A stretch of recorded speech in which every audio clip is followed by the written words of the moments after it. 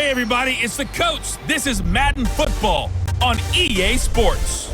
Up next, we've got what should be an intriguing matchup between the Cleveland Browns and the Atlanta Falcons. I'll talk to you again at halftime, but for the call of this one, let's send it out to our EA Sports broadcast team. It's Brandon Godden and Charles Davis. First opened in 2017, there's a look at the beautiful state-of-the-art Mercedes-Benz Stadium here in Atlanta, GA.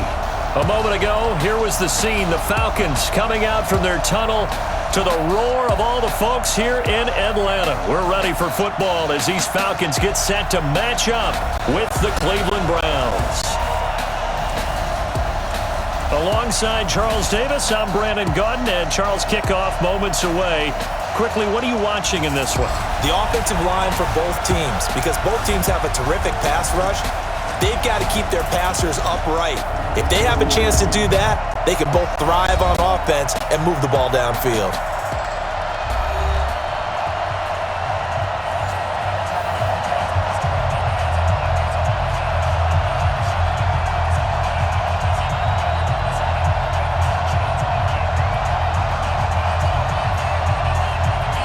The kickoff unit is out on the field, and they will send this one away. This is taken at his 4. And he'll take this one near the 25, call it the 26-yard line. So here come the Browns for their first drive on offense. They will be led out by the Heisman Trophy winner from 2018 from Oklahoma, Baker Mayfield.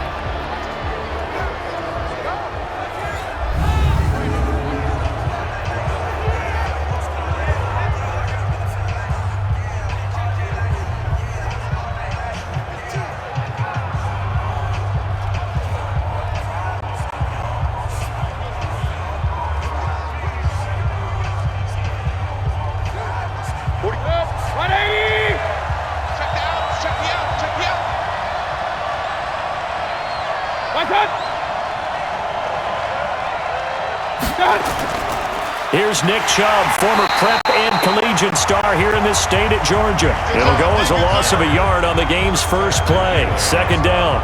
Nice play right there to stop him behind the line, but I want to see how this defense continues to play him here in the first half. Yeah, we know. You know better than I. He has the ability to take over a game, so what do you do? Yeah, I think you have to make sure that you bottle him in at varying levels, because if you crowd everyone to the line of scrimmage, if he breaks through, there's nothing but room to run. After the loss to start out, here's 2nd and 11. Mayfield hands it off to Chubb, and he is swallowed up right at the line of scrimmage. No gain that time, and it leaves him with 3rd and 11 coming up. Let's meet the offense. Greg Robinson. Very, very talented. What a man to set your offensive line with. Greg Robinson can do it all. Tremendous athleticism, great strength, just coming into his own. Little trouble thus far on their opening drive as they come up on a 3rd and 11.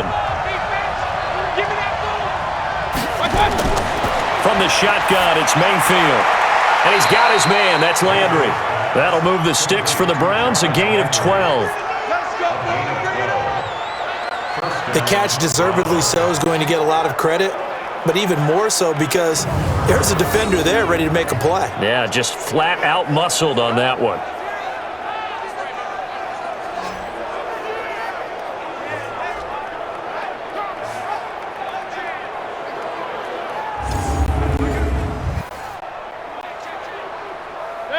So here's a 1st and 10 at the 38. Here we go.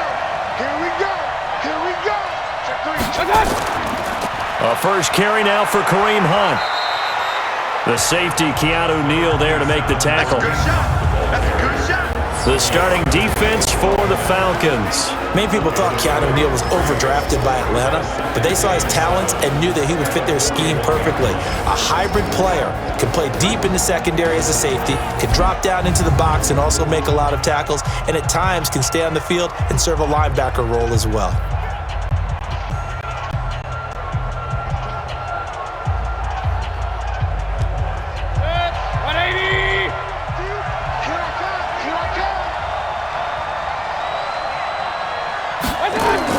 From the 41, Mayfield, and he'll be taken down, but not before he gets into enemy territory. That'll move the sticks for the Browns, a gain of 12. And there's a completion to the tight end. And look at the size of these players nowadays. At that spot, 6'4", 6'5", and up. A lot of guys used to be basketball players, somehow came back to football. And that's really good for the game of football. You're getting better athleticism, great hand-eye coordination, guys who know how to control their bodies when they run their routes.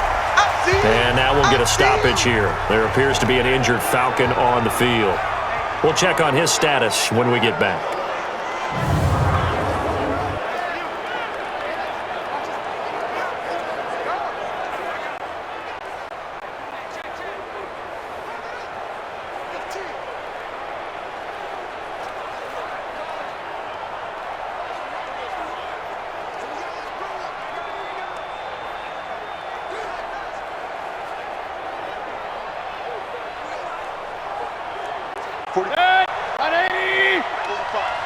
Quit talking about it and bring it. They go with Chubb on second down.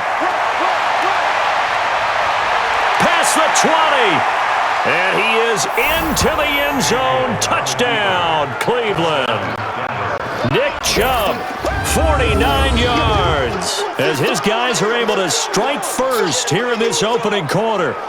So they get the ball on the opening drive. They take it in for the score. And how about setting the tone right away? Everyone talks about wanting to do that, but you always hear it in every locker room. First 5 minutes of the game, who's going to set the tone? Who's going to take control? Guess who just did? Well, now on the next drive, when you score that quickly or you're scored that quickly against, probably feel like you need to respond. Yeah, without a doubt. In other words, you've actually put the pressure even more so on your opponent. Extra point by Seibert, up and good, and it's now a 7-0 game. So this drive spans 7 plays, and Nick Chubb the one to finish it off as he does so with a touchdown run.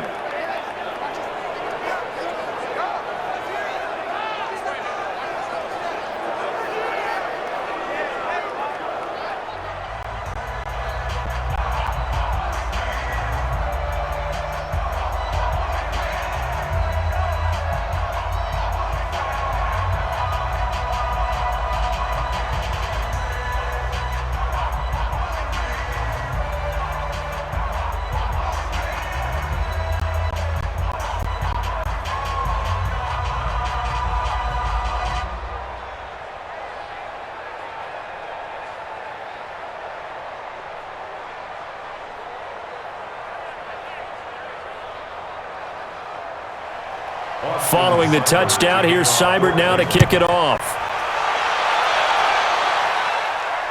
This is fielded at the goal line.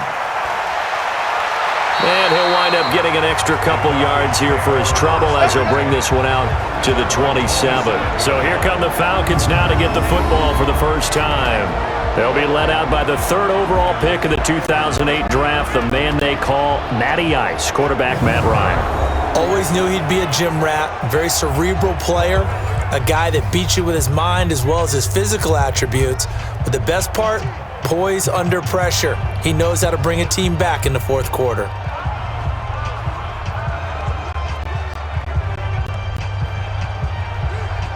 Ryan will bring the Falcons up now 1st and 10 at their own 27. Out of the gun, it's Ryan. Got his man, that's the Pro Bowler Julio Jones. This will be stopped about 2 yards shy of the marker. 8-yard gain, 2nd and 2. One thing we do know, he's going to get his catches. So as they move forward defensively, got to continue to focus on not giving up the big play when he does catch the ball in the secondary. Facing a 2nd and 2 after that last catch, good for 8 yards. They'll run for the first time with Devontae Freeman. And that play going absolutely nowhere as he's belted before he could get out of the backfield. We all have habits. We can be somewhat predictable, and you know me pretty well on 2nd down and short.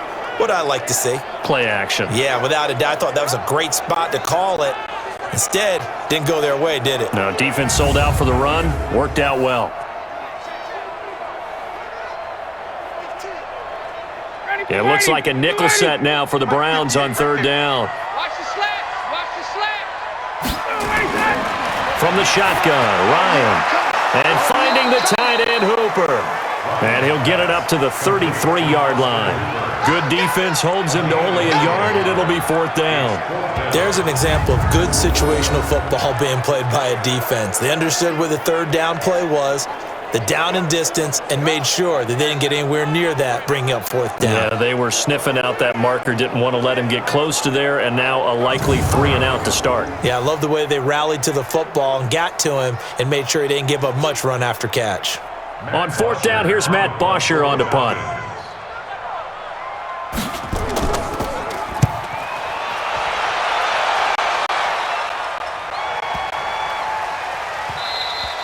And that one hits at the 7, but bounds into the end zone, and that'll be a touchback.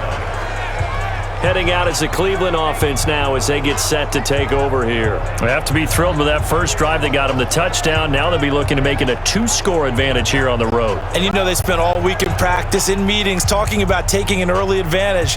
Being the road team, going up a score, that takes the crowd out of the game and puts some doubt in the minds of their opponents.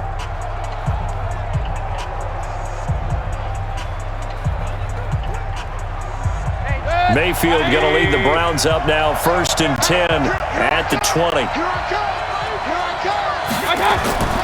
Now Mayfield.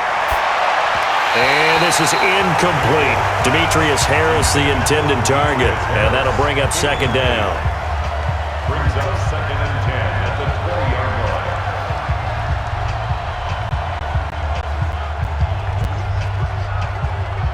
After the incompletion, here's 2nd and 10 from the 20. Here we go, D. Here I come again. Here I come. Play fake. Mayfield. Got a man. That's Rashard Higgins. And he's taken down, but able to slip across the 35. Big yardage there for the Browns, 18.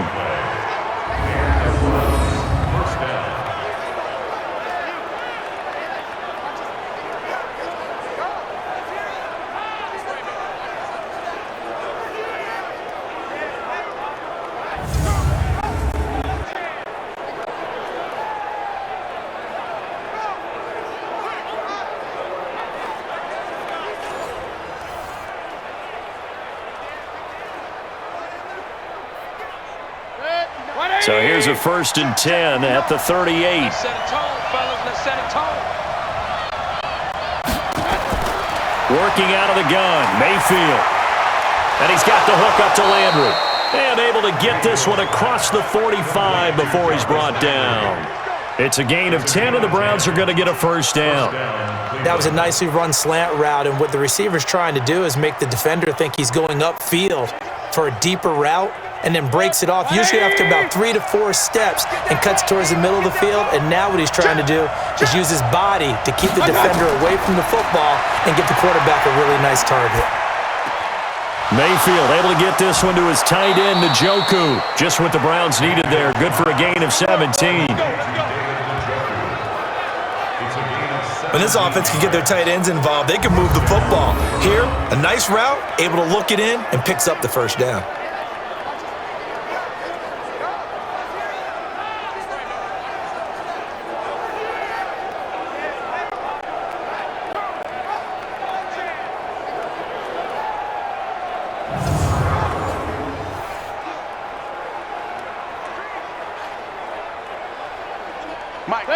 From Falcon territory now, here's 1st and 10 at the 35-yard line.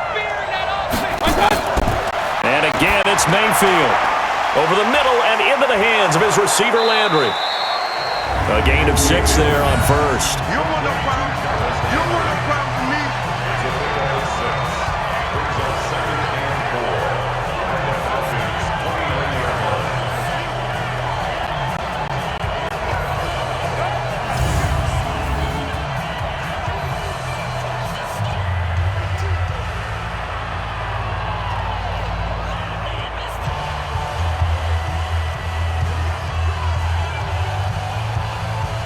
Six yards was the pickup on the last completion, so here's 2nd and 4. Let's get it together, defense. Let's get it together. A run for Nick Chubb. About 3 yards there to the 27. Vision is so important for the man in the middle because his ability to look through all the clutter that's happening in front of him, diagnose a play, and then go make it and finish it, that's when the great ones know that they have the goods. 180. Check 99. Check 99. And now Mayfield on the bootleg. And the Falcons get there. The Falcons get the sack. Down he goes. McKinley made his way into the backfield. Well, they were coming out of the 4-3 defensively. Pressure coming off that right side from the DN. And that's the blind side of most quarterbacks. If you're right-handed, that's the side you don't see quite as well, and that's why you rely on your left tackle, maybe your highest-paid offensive lineman, to take care of you. In this situation, that didn't happen.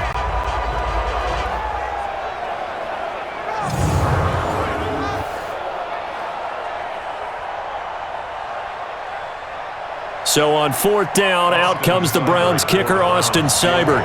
And quite a bit of pizza in this box. It's a 53-yard attempt. Seibert's kick is good. And that will make it 10-0 here in the first.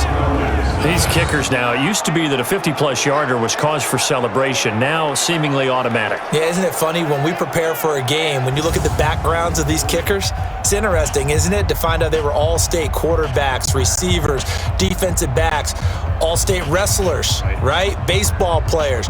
We're finding athletes all along, and now they're just specialists putting it through the posts.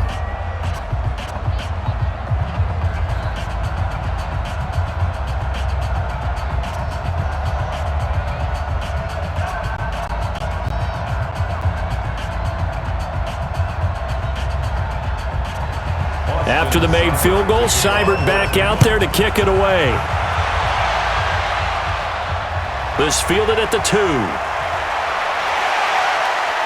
And a nice return sets him up pretty good here at the 30-yard line. Let's go!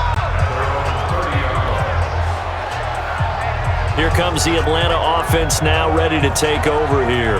And on the first drive, 3 and out. And I know that these are professional athletes, but I would imagine sometimes you get the nerves at the beginning of a game still, don't you? Those don't ever go away.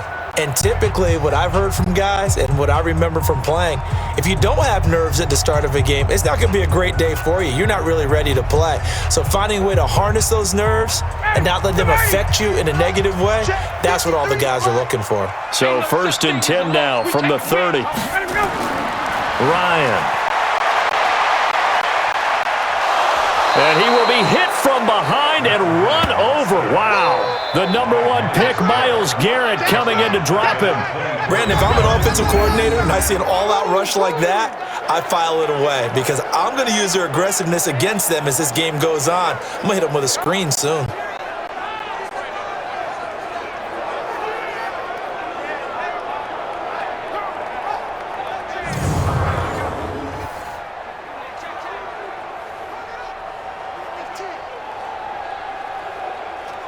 Got to assume this defense will be charging again here. It's 2nd and 15. Here's Ryan. Gets it off to Freeman. And he'll get this from the 25 to the 30 for a pickup of 5. And here's the offense now. Charles, who's the guy you chose to highlight? The tone setter, the guy in the middle, Alex Mack. His return, never good for the opposition.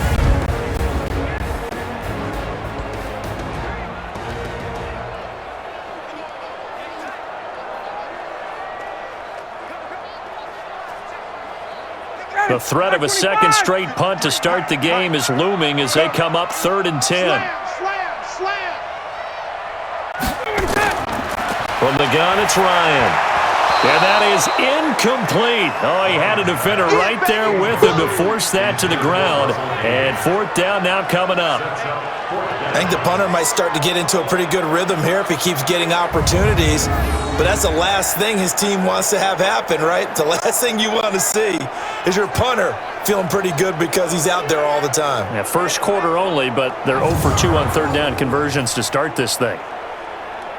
Here's Matt Bosher now as he'll punt it away for the 2nd time.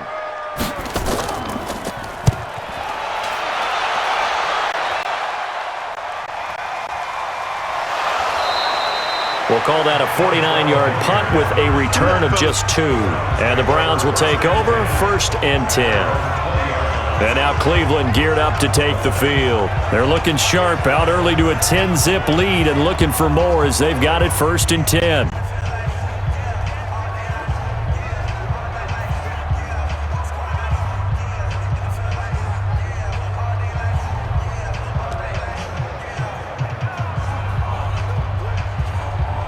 Mayfield going to lead the Browns up now 1st and 10 at their own 20-yard line.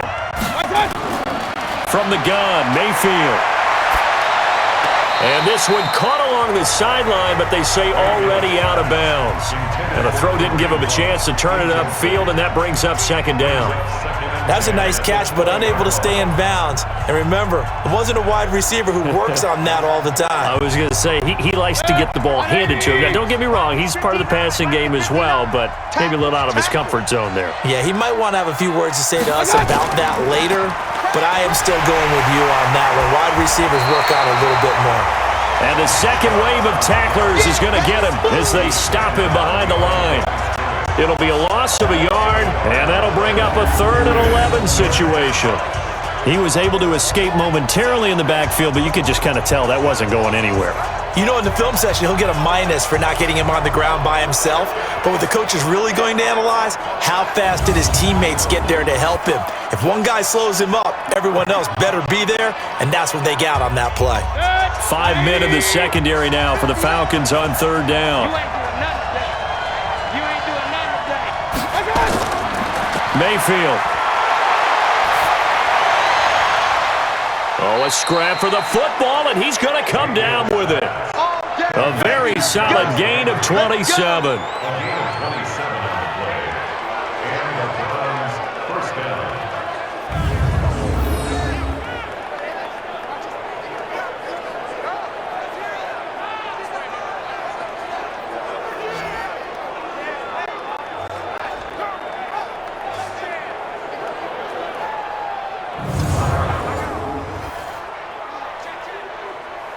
Mayfield now already over 100 yards passing in this 1st quarter.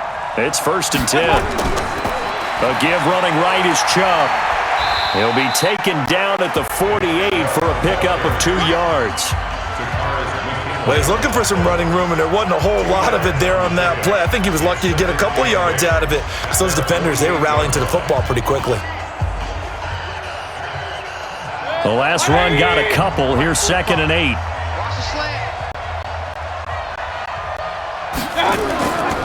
Now Chubb. Now 3rd down is looming. A pickup of 2 on 1st down and just 1 yard there. But now they're in a spot that every team tells us when we have our production meetings they don't want to be in 3rd and long. And that's because those back-to-back running plays just didn't accomplish a whole lot. 180! Got to do better. Come on, QB, come on. On 3rd down, Mayfield. That one is caught by Hunt. And he'll get it into enemy territory just across midfield at the 49. He wasn't ready. He wasn't ready. Partner, I think that completion takes the definition of dink and dunk to a different level, doesn't it? It does, and the defense was right there, kind of played into their hands.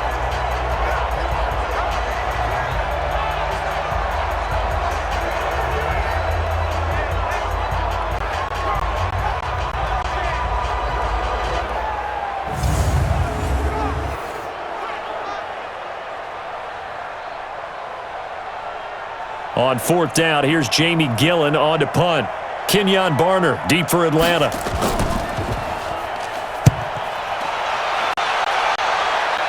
And this will be out of bounds at the what here? The 12-yard line. Let's go. Atlanta now coming out on the field. They've had it twice. They've punted twice. Not the start they were hoping for. Not at all, and let's face it, every facility we visit, everyone talks about converting on 3rd down, how big that is. In this situation, they've had to punt it away twice, so they're furiously going over things on the sidelines. What do we need to do to pick up a 1st down and change our momentum? Ryan to the Falcons now come up 1st and 10 at their own 12-yard line. Come on, D. The drive will start with a carry by Devontae Freeman. And he'll take this one only up to about his 13-yard line. The tackle made by the linebacker, Joe Schobert. And here's the starting crew defensively for Cleveland. Olivier Vernon is a defensive end that combines terrific run-stopping ability with a quick first step to the passer.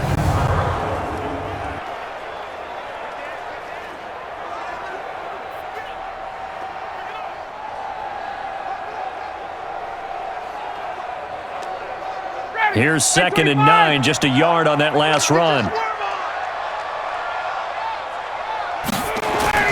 Ryan on the handoff. It's Freeman.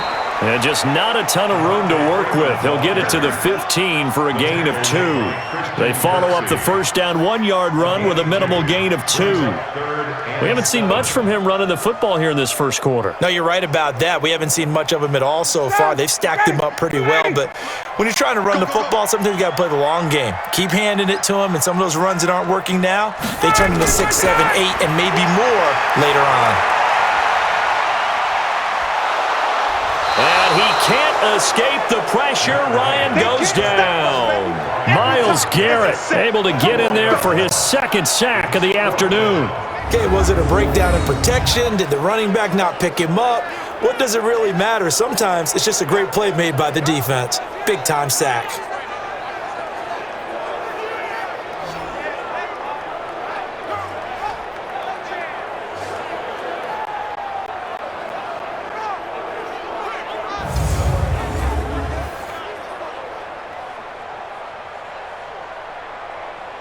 Here's Matt Bosher now as he's on to punt for Atlanta.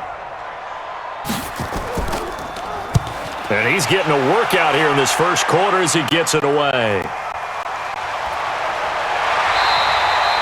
Officially, that'll go as a 52-yard punt. Not too shabby. And possession will switch hands, 1st and 10. Heading out is the Cleveland offense now as they get set to take over here. They're out in front. Last time they had to punt it away. We'll see if they can add to their lead now. They don't want to go out and punt it away again. This team now wants to get a cushion, put people away.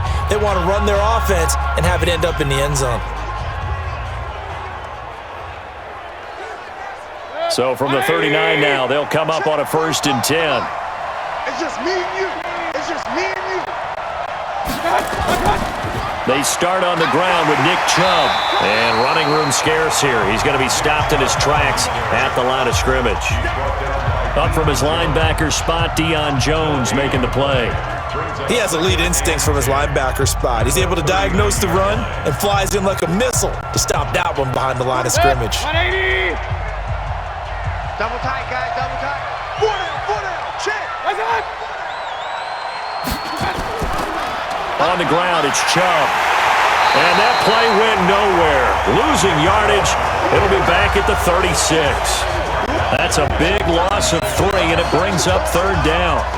Well, he can be a load to handle off the edge, and he can do it against the pass. Sure, he can do it against the run like he did there. And you mentioned a load. How about having to adjust to his speed as well? Because not only does he bring some pop, he brings some dash as well. A nice play on that situation.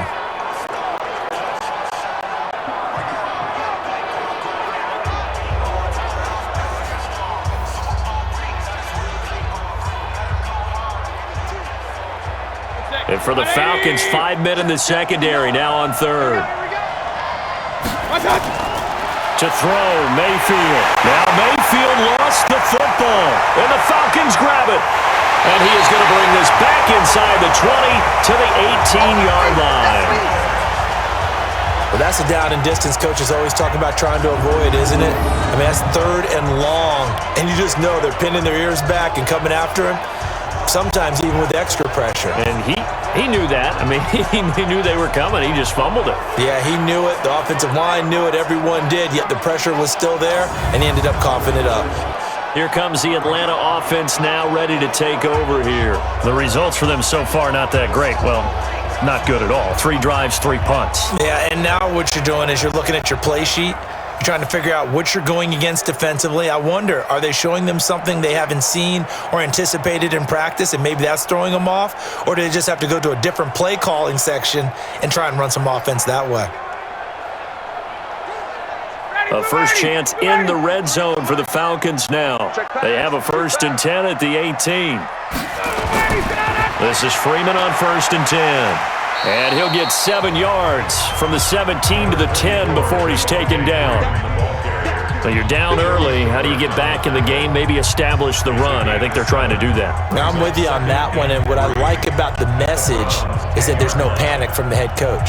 He's already told his offense coordinator, let's run the football, let's get things settled down a little bit and find our way back into this game. Ryan leaves with Freeman on the draw. Absolutely nobody fooled there. He's going nowhere fast as he stopped behind the line of scrimmage. After a play like that, everyone on defense has got to go to the defensive line and give them their kudos. They destroyed everything inside. No place for the runner to go with the ball.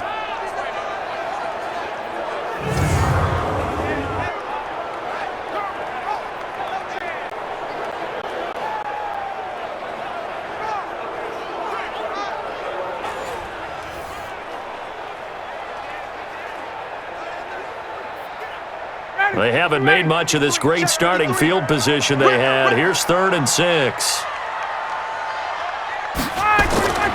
From the gun, Ryan. He's got Freeman here. It's complete. And they're going to mark him down short, maybe by about a yard, if that. It's a gain of 6 on the play, and that's going to bring up a 4th down. If this were baseball, we'd call this small ball. Instead of pushing it downfield, they throw a short pass trying to pick up the 1st down, but the defense rallies to the football and stops him short, bringing up a 4th down.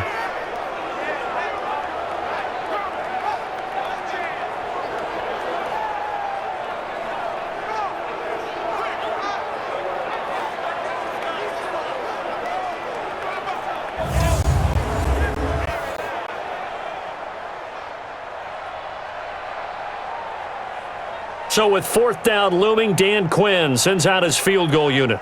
From the left hash, a chip shot. And the holder's going to keep it. He's going to try to run for it. They're not going to get it. They try to move the chains with a surprise, but it's a turnover on downs.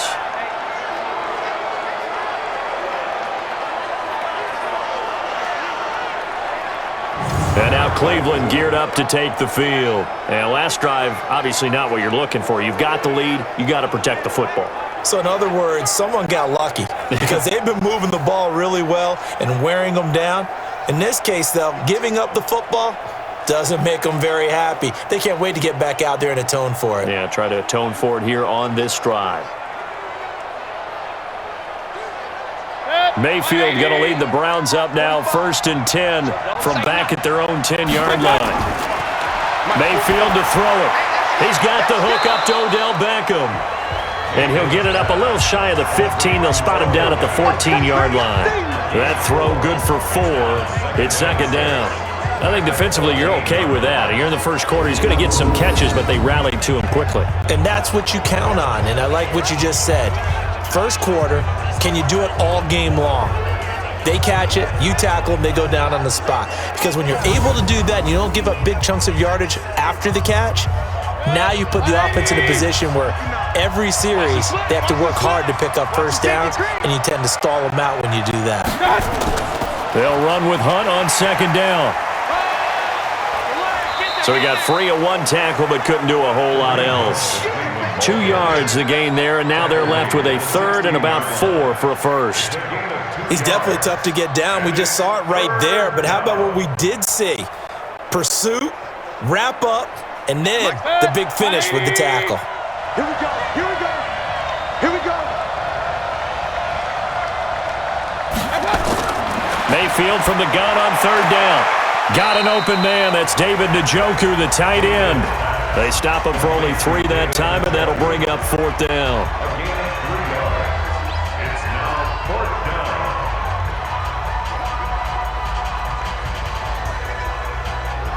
down. Here's Jamie Gillen now as he'll kick it away for the 2nd time. 10-0 the score after 1 on EA Sports. Falcons, nothing.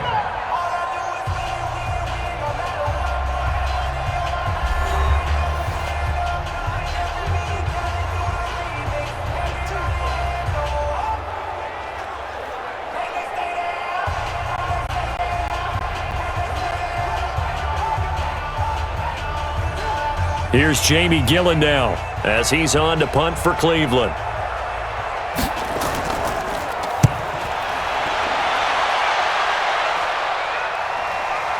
Fielded just inside the 30. Give him 11 yards that time on the return. And the Falcons will be taking over 1st and 10. And back onto the field now comes Devontae Freeman. They haven't been able to get him on track. They haven't been able to get this offense on track. No points so far. Maybe it's time to start doing a few different things. Throwing the ball a little bit, maybe featuring other people touching it for a while, and then you've got a chance to come back to him when things have changed a little bit. They have to make an adjustment. Well, still time for him here as we sit in the second quarter. Good starting field position for them here as they come up 1st and 10 at the 41-yard line.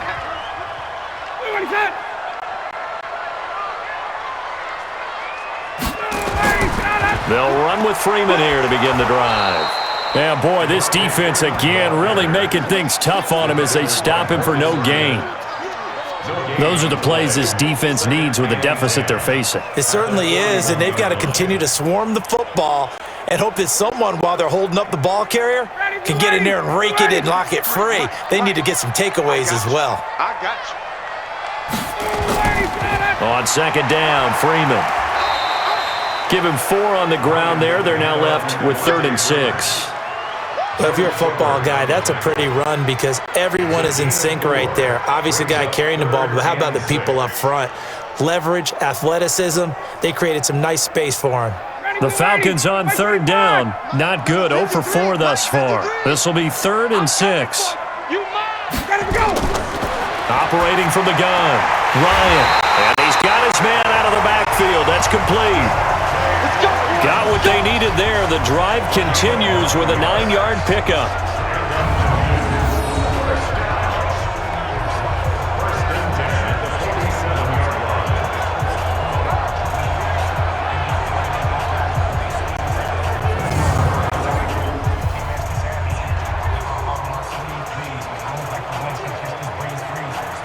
Back 25.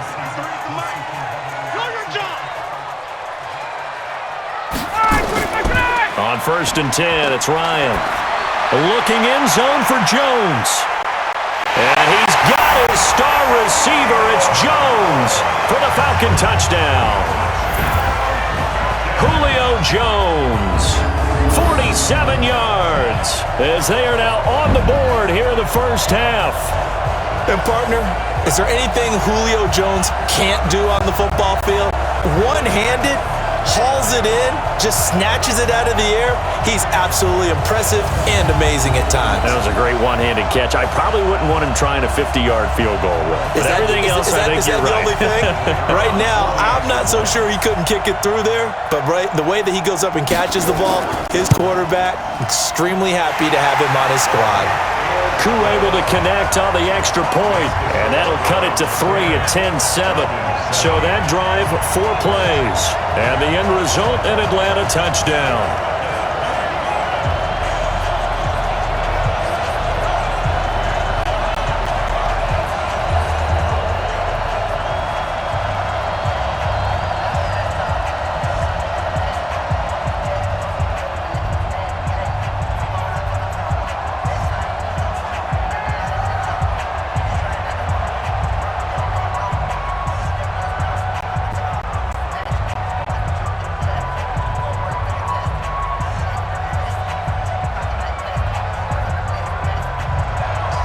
So just a 3-point game now as they send this one away.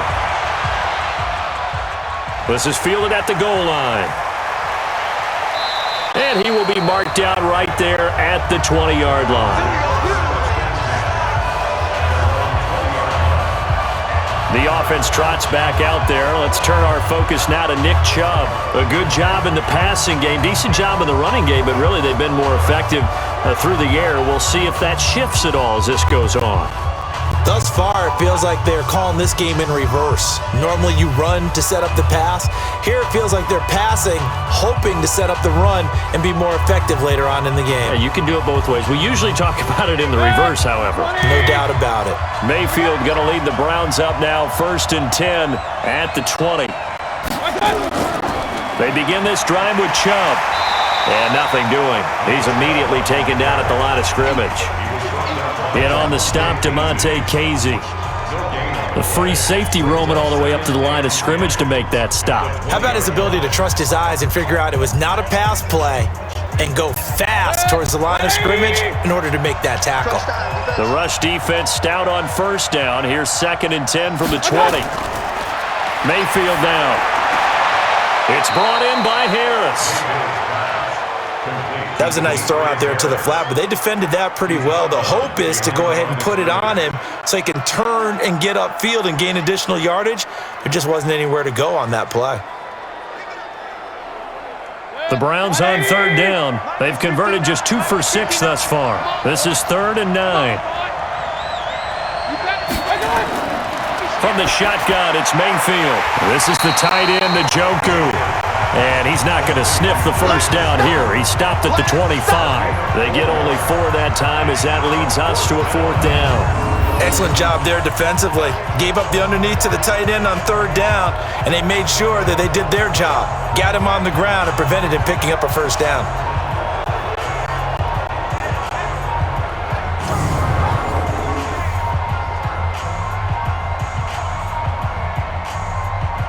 Here's Jamie Gillen now as he's on to punt for Cleveland.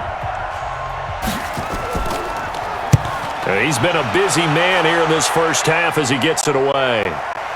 Fielded at the 20. So a change of possession here on the punt. And the offense will take over with a new set of downs. And now let's discuss Julio Jones. He's been good so far to this point in the second quarter. Need to get him even more involved, maybe? I would agree with that. Definitely. Yeah, it's not even a question for me. The way he's playing, he's doing a nice job. Increase things. More touches, more opportunities. Maybe that can reverse things on the scoreboard for them. They'll try to ratchet things up then maybe here in the second quarter. Line of scrimmage, the 31 now on 1st and 10. Out of the gun, it's Ryan. Man open, that's Calvin Ridley. And past the 40 before he's out of bounds. It's a gain of 11, and the Falcons pick up the first. People worry about throwing the out route because often it can get jumped, and that can turn into either an incompletion or an interception. But not on that one. Everything came together, and he catches it and goes over the sideline.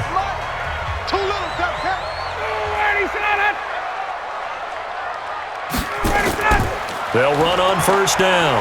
It's Freeman, and not much there at all. Maybe a yard up to the 43.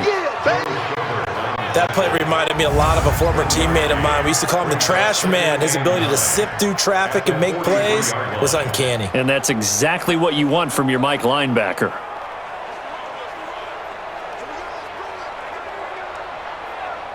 The run only got a yard. Here's 2nd and 9. Defense, get off the field, defense. From the shotgun, Ryan. And that'll be incomplete. Took a pretty good shot as he tried to pull that one in. Couldn't hang on 3rd down. You get a tight end like this, and you know he's used to dishing out punishment, but here, he's the one that has to absorb the contact, and as a result, unable to hold on to the football. The Falcons on 3rd down. Just 1 for 5 to this point. This is 3rd and 9. From the gun, Ryan. And this is going to be incomplete. Not much going on this drive. Looks like they're going to have to punt it away, CD. And right now, I know a lot of their fans are screaming for the OC to change things up, get away from what he's been calling. Sometimes you just need better execution of the plays that have been called. Here's Matt Bosher now. He's been terrific so far.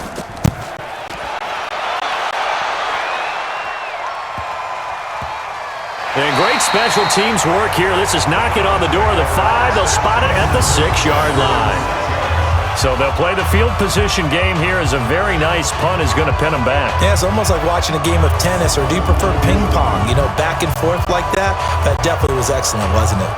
heading out as a Cleveland offense now as they get set to take over here. Well, they're going to have to go at least 50, 60 yards here if they want to ensure that they don't have to punt the ball like they did last time. Yeah, so what you're saying is we're not playing to just get out of the shadow of your own goal line, right? You're playing to make sure the punter doesn't see the field again. So it's not picking up a couple of first downs. You want to pick up 5 or 6 first downs and make sure you move the ball into their territory. They'll begin the drive with Hunt.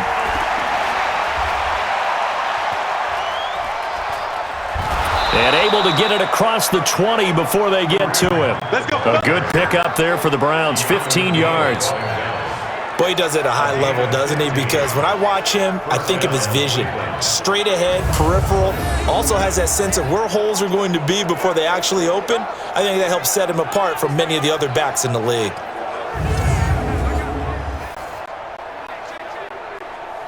Now they can breathe a little easier, some room to operate as they've got it 1st and 10 now out past the 20.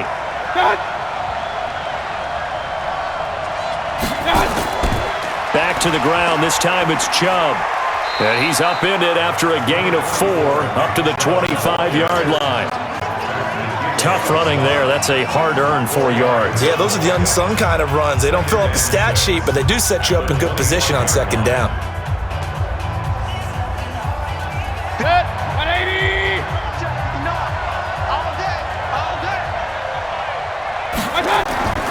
From the 25 on 2nd down. Mayfield nowhere to escape, and he goes down. Jack Crawford breaking through to get him to the ground. It's a loss of 7. Now that was just absolute perfect man coverage. Nowhere for them to go with the football. Led to a sack. And that's really difficult to do in today's NFL with all these gazelles running around that you're trying to cover in the secondary.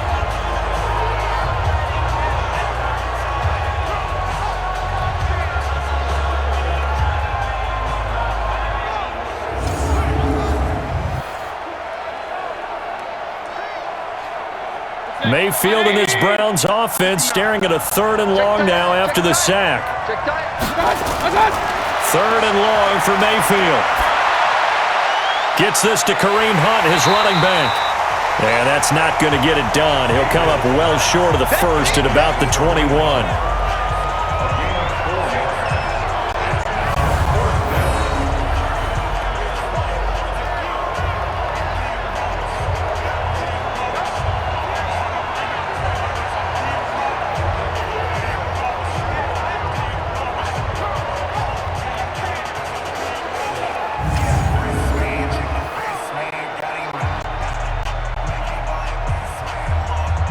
Here's Jamie Gillen now as he'll punt it away for the 4th time today.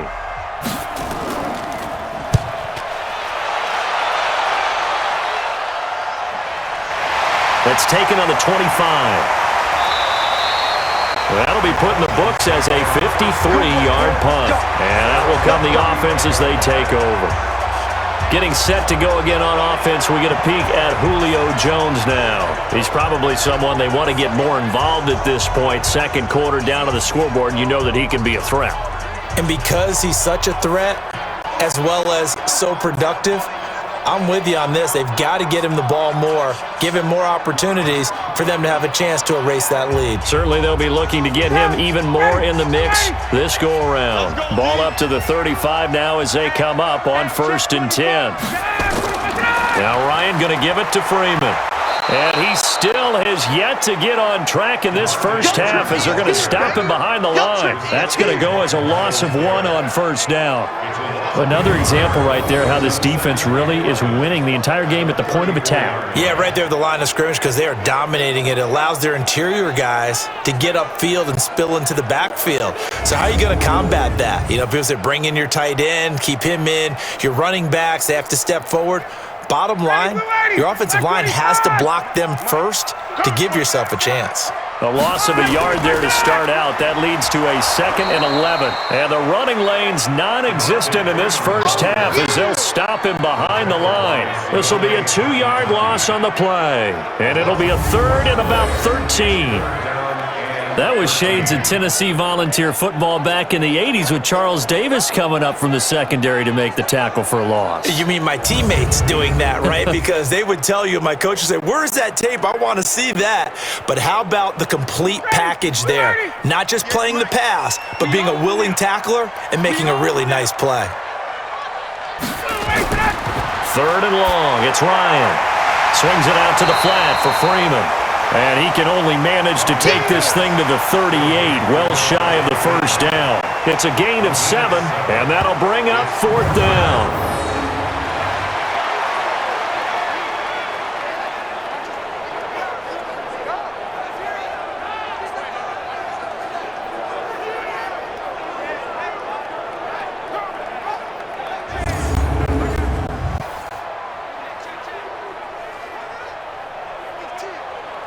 Here's Matt Bosher now, as he's on for the 5th time here today. And he deserves a bronze leg as he gets this one away. And that one hits at the 7, but bounds into the end zone, and that'll be a touchback. There's Baker Mayfield as he and the Browns offense comes back out. And maybe he's starting to wave the white flag a little bit. He's playing pretty well, but the pressure, it's got to it. Has to find a way to step around it, step through it, or just handle it. Because as you mentioned, he's having a pretty good day overall. Just the hits keep coming and taking those sacks. That's not the way that they want to finish a ball game with their quarterback on the ground so much. He'd like to stay upright. When he's been upright, he's been pretty good. The Browns drive about to get started. And right now these guys, they're shuffling a little bit, maybe doubting, because 3 straight drives have ended with him punting the football away. Yeah, so you start pointing fingers at each other a little bit, asking a lot of questions. What are you seeing? What are you getting? Maybe trying to narrow down your playbook a little bit and maybe get simpler rather than more complex in order to try and fashion together a drive. Doubling this guy has to be a priority before moving up to the next level, because the big fella, he just ate that one alive, just stuffed it. In fact, before the game, he was talking to us and he's like, hey, these pants make me look fat? And we said, nah, man, you're just a whole lot of guy. He is at well over 300 pounds. He's a big man. On 2nd and 11 now, Mayfield. And his throw's going to be incomplete. The Pro Bowler Odell Beckham, the intended receiver. And it's 3rd down.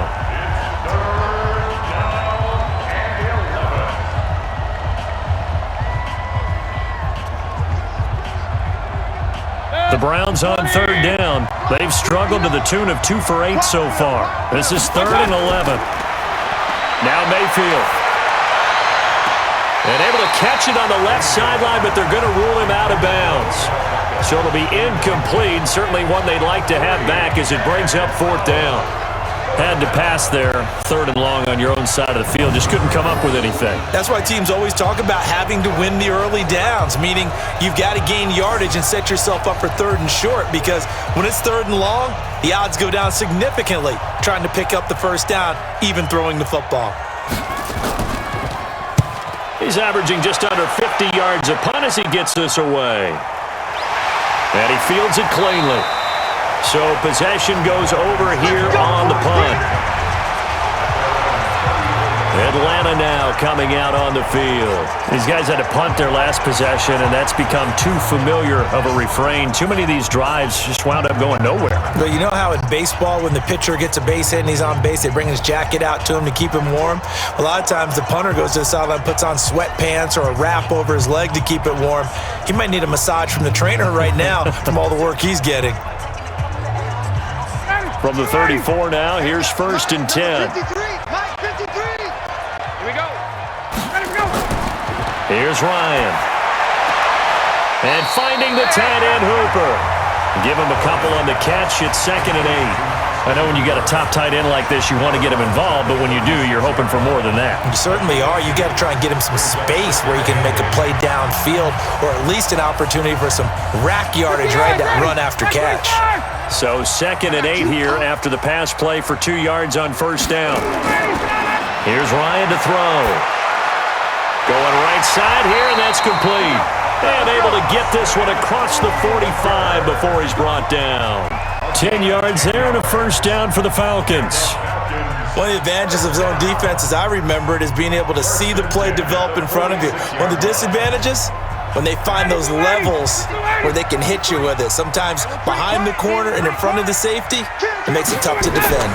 On first down, Freeman with a fast feet, and he's able to get this one down to the 40-yard line. 14 yards there and a Falcon first down. Yeah, they really needed to get something going, didn't they? They had punted on the last 2 possessions. The running game starting to come to the front for them, providing a nice pickup there to keep this drive going.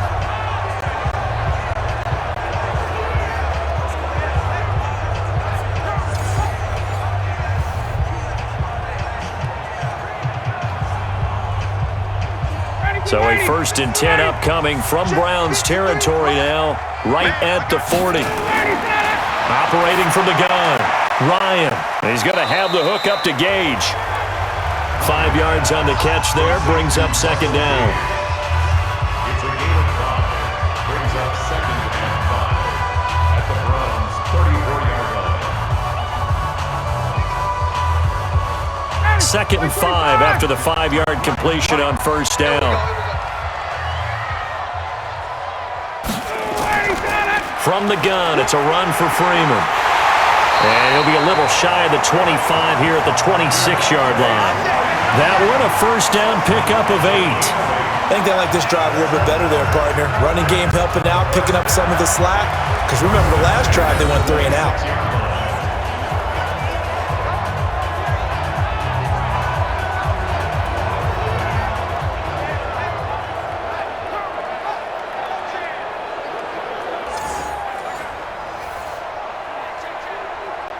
On the heels of that good carry by Devontae Freeman, here's 1st and 10.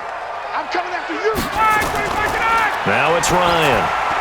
It's caught over the middle. Hooper. Just a yard on the catch there. It'll be 2nd and 9. Got to give credit where it's due. Really nice defense on that play. The pitch and catch was successful, but not any run after it. They only got a yard out of that last completion. And that makes this 2nd and 9. We want it. Come to my way. They run. Devontae Freeman. A gain of 2 there on the heels of a 1-yard pickup on first. And that's why you see a lot of teams that like to play 4-3 defense, especially against teams that run the ball really well. Because you count on your defensive front, the tackles and the ends, to eat up the blocking in the offensive line and keep that guy in the middle clean so he can roam to the football and make a tackle. In this case, he introduced himself and said, "Hello, my name is Mike." And he's got a man, Calvin Ridley. And brought down, but not before they get it inside the 10 to the 7. They're able to convert on 3rd down, and that sets up a 1st and goal. Has a pretty good throw on the curl route there. 3rd down, and they pick up a 1st. Defense should be aware for that, right? They should be aware, but it was so hard sometimes. Yeah, it's not easy. Because when they sell that route really well, you think they're going upfield, then they curl back, show their numbers to the quarterback, and complete the play. Ready. 280. Check 53. Smart. Focus, defense, focus. Smith trying to run for it. And this is going to result in losing yardage. They're driven back to the 8-yard line. It's a loss of a yard there, and now 2nd down. If you're the coaching staff upstairs, you might want to file that play away. Did you see how fast the safety closed on that one? Coming up in run support, made a big-time tackle. Might want to try and check into a pass next time. Yeah, got him for a loss. Really, really great play defensively.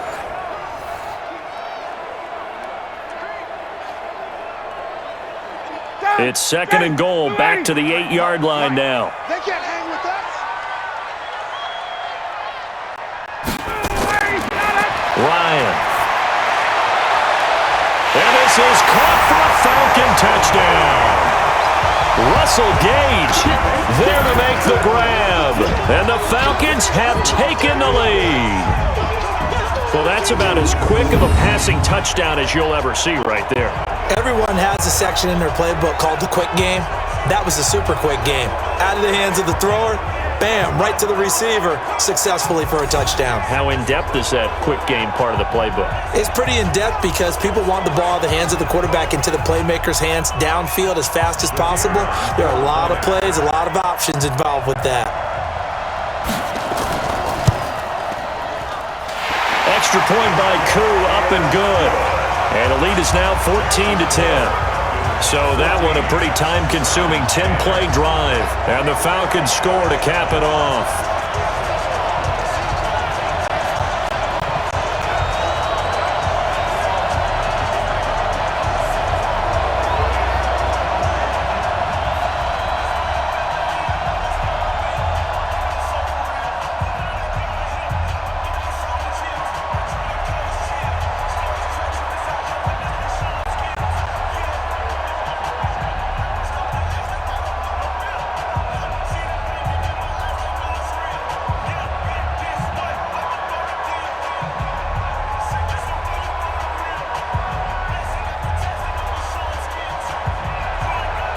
The kickoff team on the field now as they will send this one away.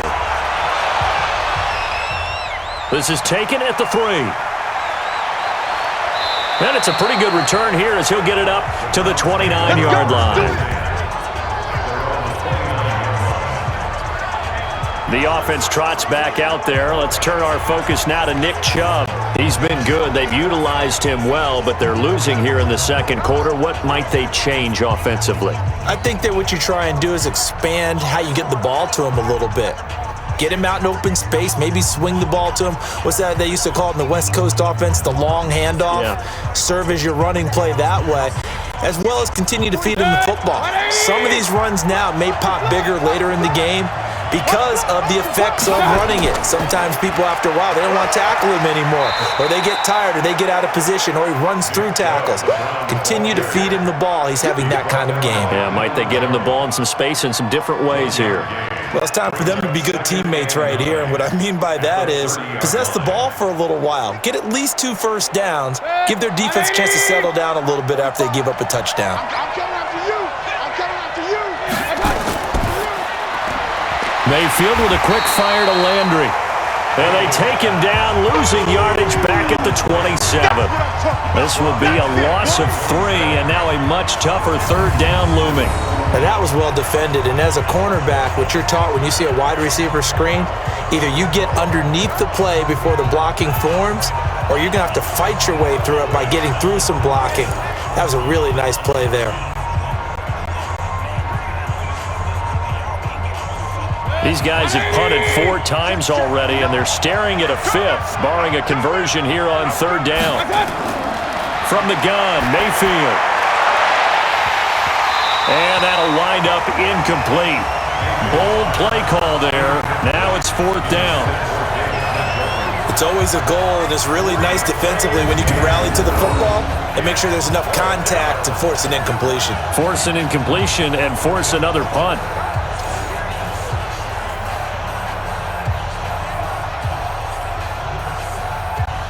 Here's Jamie Gillen now as they're forced to kick for the 6th time today. Averaging 50 yards a boot so far as this one's away. Just a yard return there after a punt of 49. Matt Ryan and the offense heading back onto the field. And he's been good. 2 first-half touchdown passes, no interceptions so far. Does a lot for your confidence. Does a great deal for your team. Gives them a lead, and they're feeling really good about how they're playing. I think he expects to throw at least another one. I was going to say, now he wants the first-half hat trick, doesn't he? Oh, without a doubt. Go ahead and fling him on the field, folks. He wants that type of celebration. Ryan will bring the Falcons up now, 1st and 10 at their own 22. From the gun, it's Ryan. And he will find Ridley. That's complete. And he's got it past the 30 before he's hit and dropped. It's a gain of 11, and the Falcons pick up the first.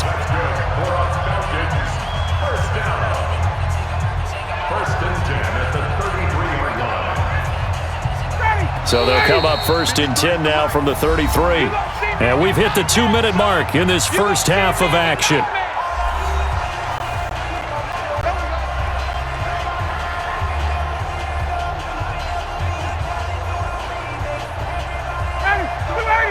Fans, a reminder, I have a note card here that says ad-lib halftime previews. So I guess let's do just that as we'll hand things over to Jonathan Coachman in Orlando when this one reaches halftime. Did I do okay? You did great. Not a bad job. Hey. But, writing down your ad-libs. If you print it, I'm going to read it. I'm Brandon Gaudin. Partner, this is one of the best routes anyone can have in their offensive playbook. Tough to defend because you think it's a go route, and then he breaks it back on the comeback. There's one other thing you need as well. A well-thrown ball. Exactly right. You have a guy who has some precision in throwing the football because of the timing of the route. A throw over the middle, taken in, and he'll be brought down at the 45-yard line. Partner, he sold the go route really well. Thought he was going deep, then curled it back inside for a nice completion. DBs love when they pump the brakes, don't they? Yeah, that's really a whole lot of fun. It's almost like you said, listen, if you're going to sell the go, just go. Let's see who's faster. So second in inches after that first down completion went just shy of the marker. And the pass from Ryan complete to Freeman. And the stop here will come at the 38-yard line. Now the Falcons going to use one of their timeouts, as they'll stop it with just over a minute to go before halftime. First and 10 at the 38-yard line.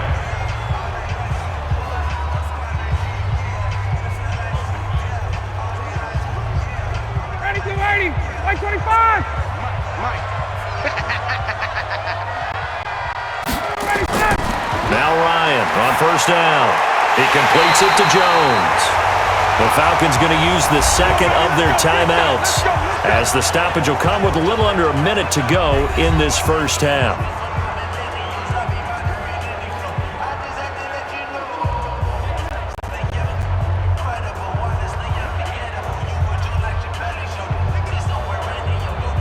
Ryan in the offense with a 1st and 10, and he's 4 for 4 now, throwing the ball to start the drive. Ryan, and he gets this one to Ridley, complete. They get him to the ground right on the cusp of the red zone after a pickup of 5 or 6.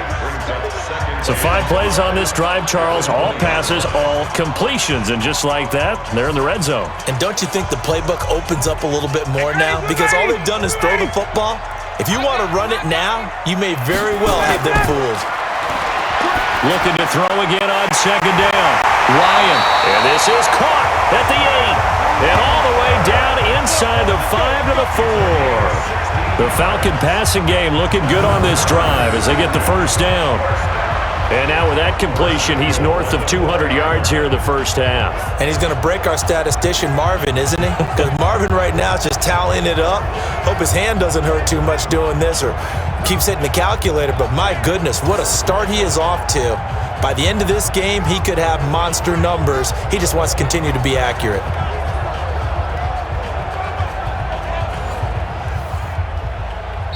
Falcons going to use their 3rd and final timeout as they stop it with 16 seconds to go in half number 1.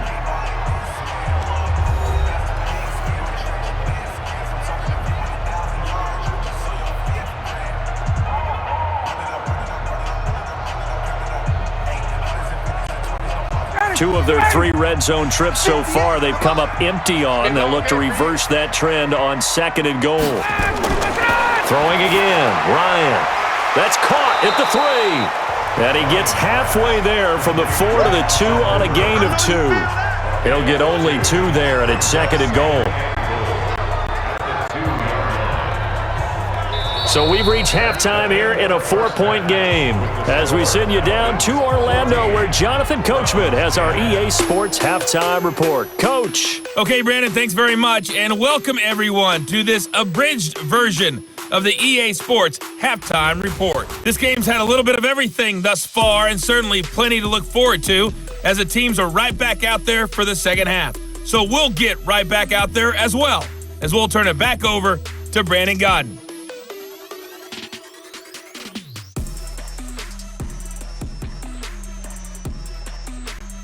All right, Coach, thank you, and we welcome everyone back for quarter number 3.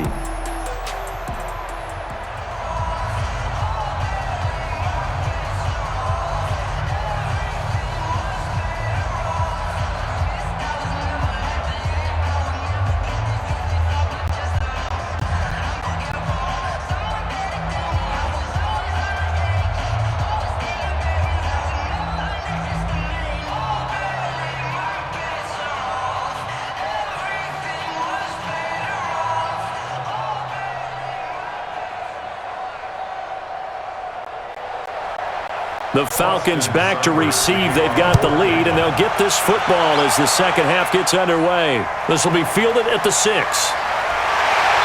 And he'll get it up to about the 26-yard line, just across the 25.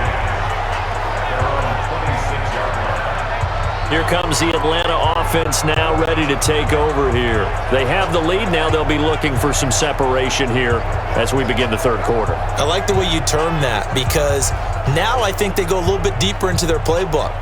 They like what they did in the first half. That worked okay. But in order to get the separation that you just talked about, change things up a little bit. Change your tendencies, try and hit them a little bit more with some things they didn't see in the first half. We'll see if they do just that. Ryan and the Falcons now come up 1st and 10 at their own 26. Third quarter starts with a run by Freeman. And they'll get him down after a pickup of 8, 2nd and 2. Offensive linemen love creating space for their guys carrying the ball, but when that guy also breaks tackles and creates extra yardage, they almost feel like he's one of them, and they really embrace him. Ready, you ready? 53 is the line. Target. Freeman again. And to the 42-yard line here and brought down there. That one a first down pickup of 8. We don't talk about it very often, but sometimes there's a dip in intensity when you start the second half, which can manifest itself in some sloppy tackling. And how about right there? He ran right through that weak tackle attempt.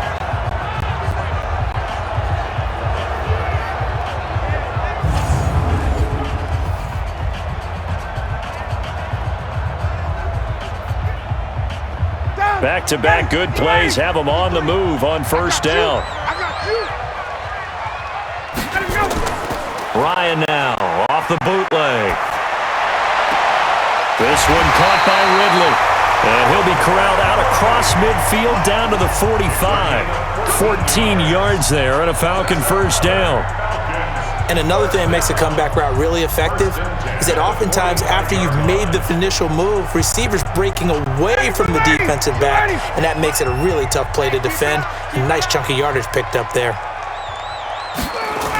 Now Freeman, he's been busy today, and he's going to get stopped up quickly. Give him a yard down to the 43. That was a really nice play, able to stack that one up. When they get back in the huddle, he's got to tell his guys up front, great job.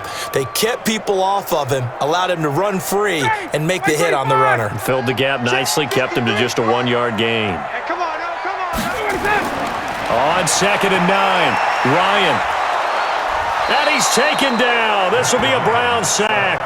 The D-tackle, Sheldon Richardson, came barreling in for the sack. He was trying to keep his eyes downfield. Nobody came open. He's trying to do everything that he had been taught, right? Every bit of the technique. But if no one's open, there is no technique except make sure you hold on to the ball as you go to the ground when you're getting sacked.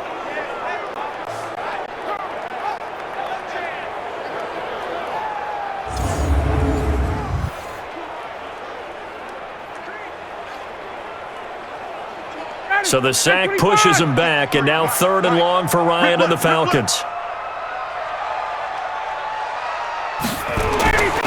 From the gun, Ryan. He's got Freeman here. It's complete. Give him 9 on the play, and it'll be 4th down. You don't want no problem from me. It's 4th down.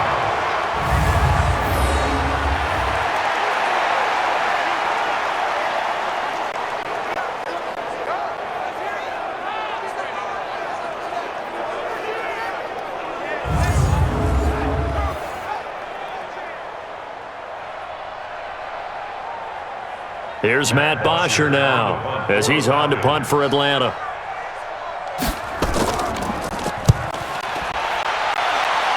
And no return here. Where will they spot it? They say just outside the 20-yard line. Here's the Browns now. They get set for their first possession of the third quarter. If you're a fan of punting, and I know that not many people are, but this game kind of turning into one for you. Well, it's okay if it's a skills contest, right? We're really into it then, but not during the course of an actual game. This has turned into a field position game, though. Sometimes a better punter may actually determine the outcome.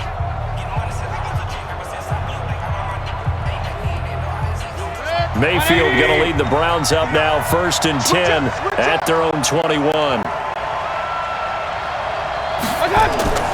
They'll start with Hunt on the ground. Slipped one tackle, but no more as he's knocked to the deck behind the line of scrimmage. It's a loss of 2 there, bringing up 2nd down. Brandon, that play certainly felt like what I call a tendency breaker. 1st and 10, they dial up a draw play. That's not a normal situation, but give credit to the defense. They weren't fooled at all and really finished off the play.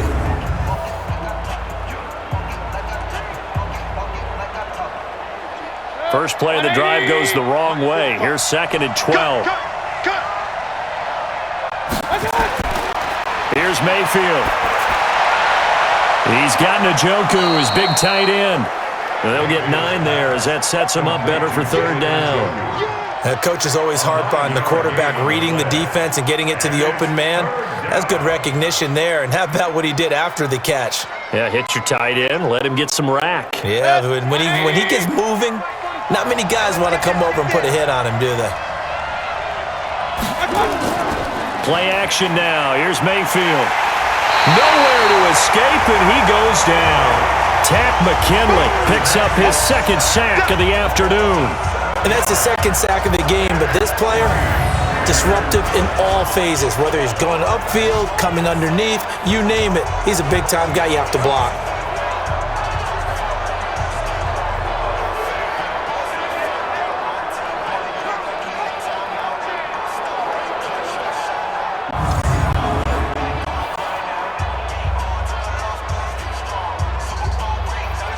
Here's Jamie Gillen now as he's on to punt for Cleveland.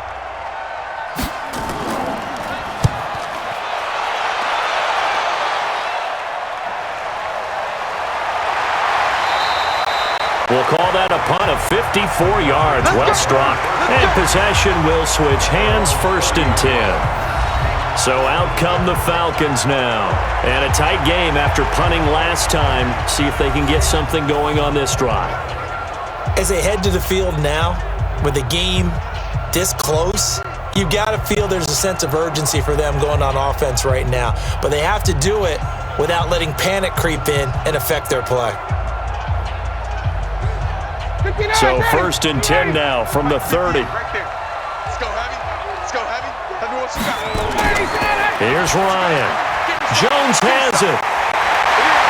And they get him down, but not before he takes it across the 40-yard line. 12 yards is the pickup. Good for a 1st down for the Falcons. I really don't think that Julio Jones could be happier right now.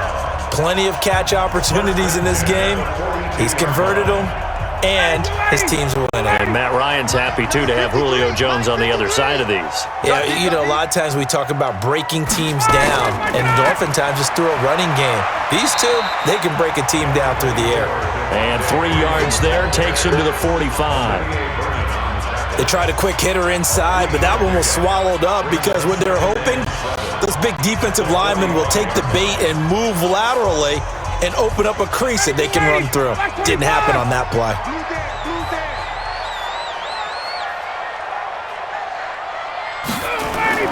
From the 45 on 2nd down, Ryan. And this one incomplete. Too much contact to hold on to that one, and it's 3rd down.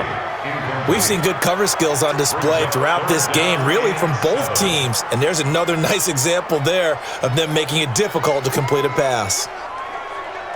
They head to the line facing a 3rd and 7 following the incompletion on 2nd down. From the shotgun, Ryan. Wide open receiver complete. And they're going to have another 1st down as he's going to be tackled at the Browns' 32-yard line.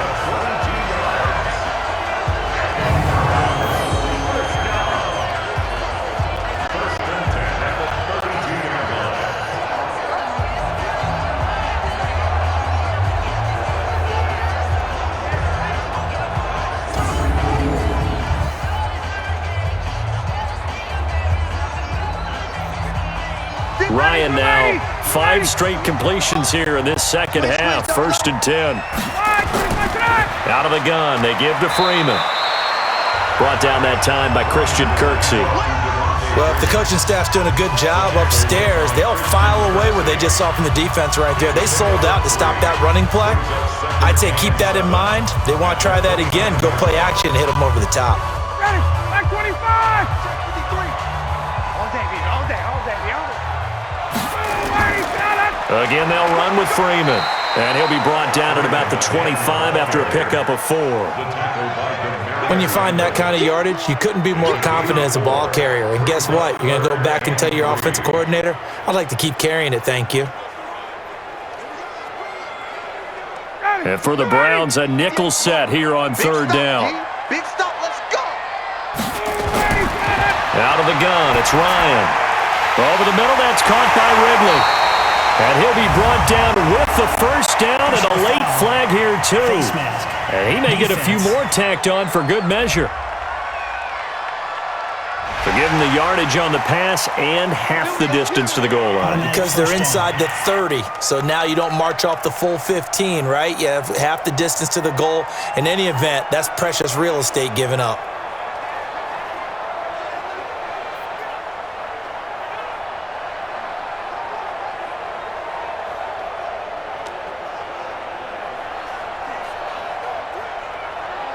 So now then, the penalty's got him set up with a first and goal. Watch the curl, watch the curl. Ready to go! After the penalty, here's Freeman. And he is into the end zone for a Falcon touchdown. Taking it in from 7 yards away. And the Falcons push further out in front. A good, sustained drive there in this third quarter, capping it off with a touchdown to give them a nice 2-score advantage. It was actually a fun one to watch, wasn't it? I mean, for me, seeing the mix of what they did, how they moved the ball downfield, very sharp, too. Each and every play seemed to be executed with great dispatch. Now for the point after.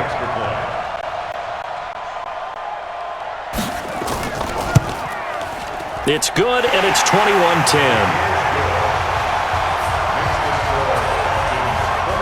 So that drives 7 plays in length, and it ends in a touchdown run from Devontae Freeman.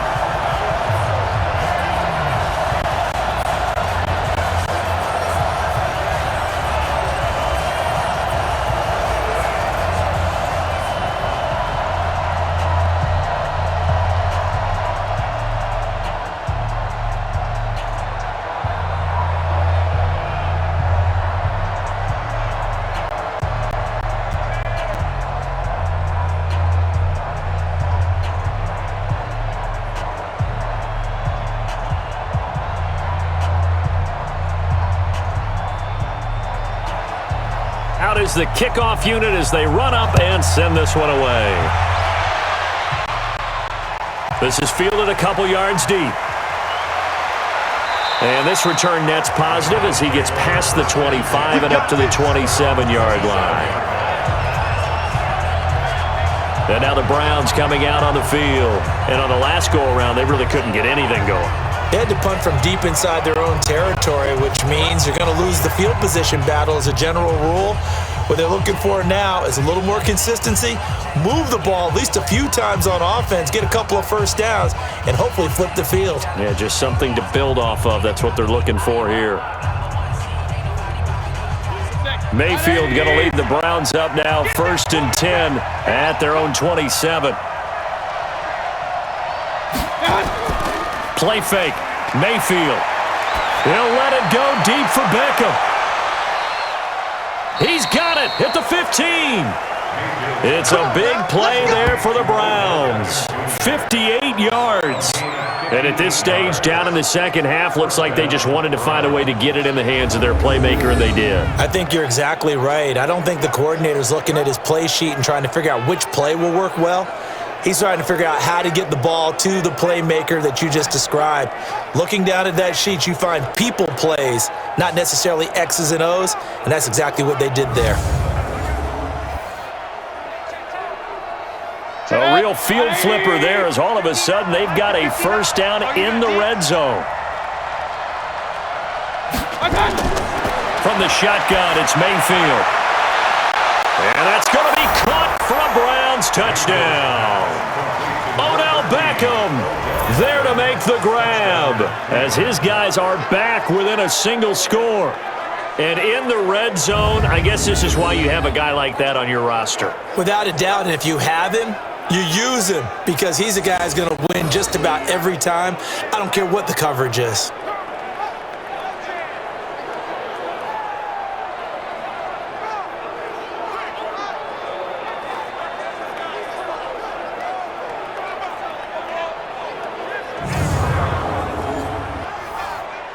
And a pause in the action because the booth, they see something that they want to take another peek at to find out if this was a touchdown or not.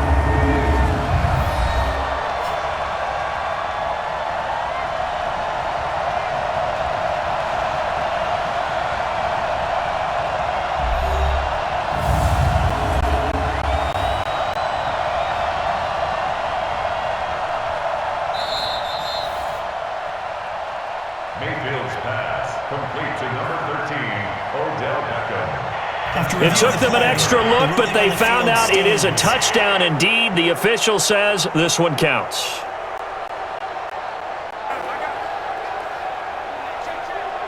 So up comes Mayfield as his guys will go for two.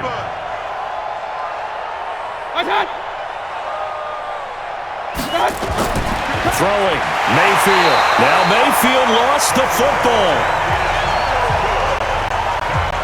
Protection was great. He had time to set up a campsite, but in the secondary, though, they were ready. And I think that in most places on the field, if you have that much time to throw the ball, someone's going to shake free and you'll find an open receiver.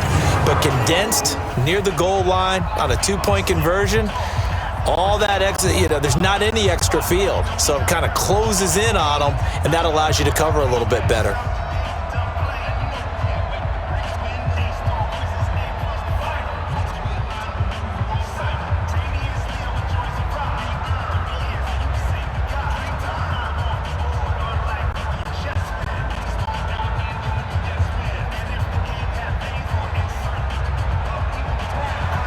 Following the touchdown, here's Seibert now to kick it off.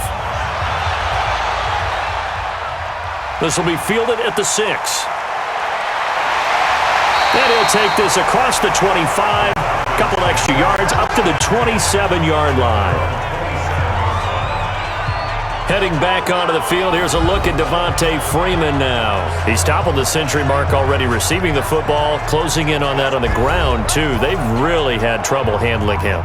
I think from what we've seen in this game, his success through the air has started to open things up for him on the ground because now he's loosened up the defense, right? They've got to play just about every snap as if another receiver can get downfield on them, and he's been that receiver. Now they bring him back to the backfield. I think his yardage running the ball will increase as this one goes on. Well, they might need to devote some extra attention to him, something just to stop the momentum he has. A lane opens up that time as he'll be brought down just short of a first after a gain of about 9. Give him 9 on the carry that time, and they're set up with a 2nd and 1. First play of the drive, let's give credit all around. Excellent blocking, but the guy carrying the ball, he was the finisher. A really nice run. Mike, number 53, Mike 53, in your face. They'll keep it on the ground.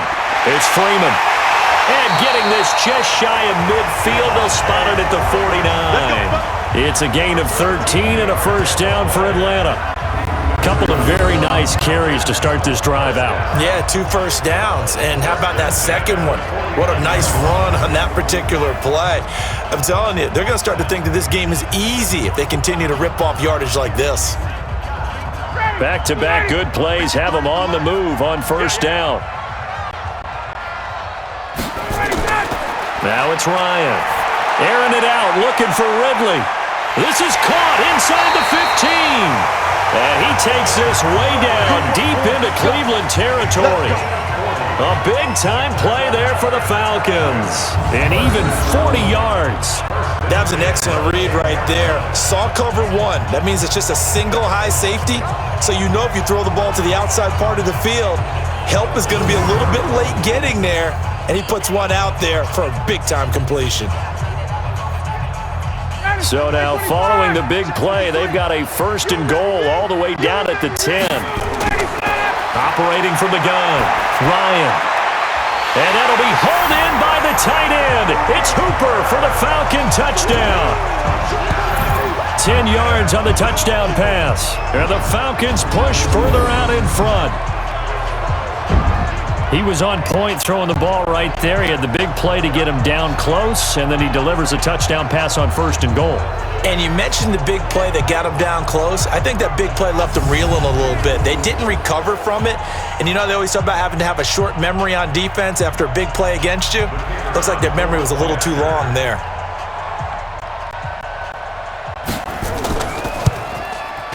Koo able to connect on the extra point, and it gives his guys a 12-point advantage. A drive there of just 4 plays, and the end result, an Atlanta touchdown.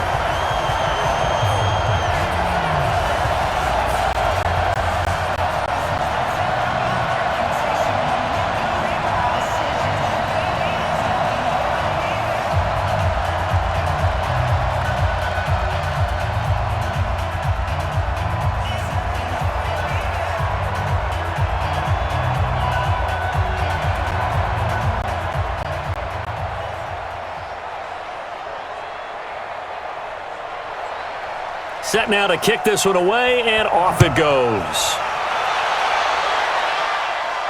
This fielded at the 2.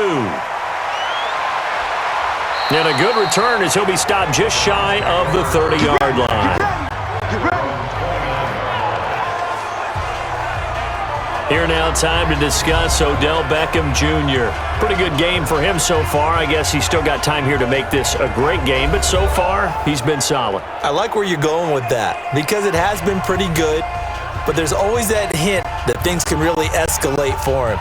And right now, they feel like they're somewhat keeping him in check, but he has found the end zone once. But, boy, he can explode at any moment. Yeah, when you hit that end zone once, you want to find it again, don't you? Yes, you do. Makes you hungrier. You get greedy in a good way.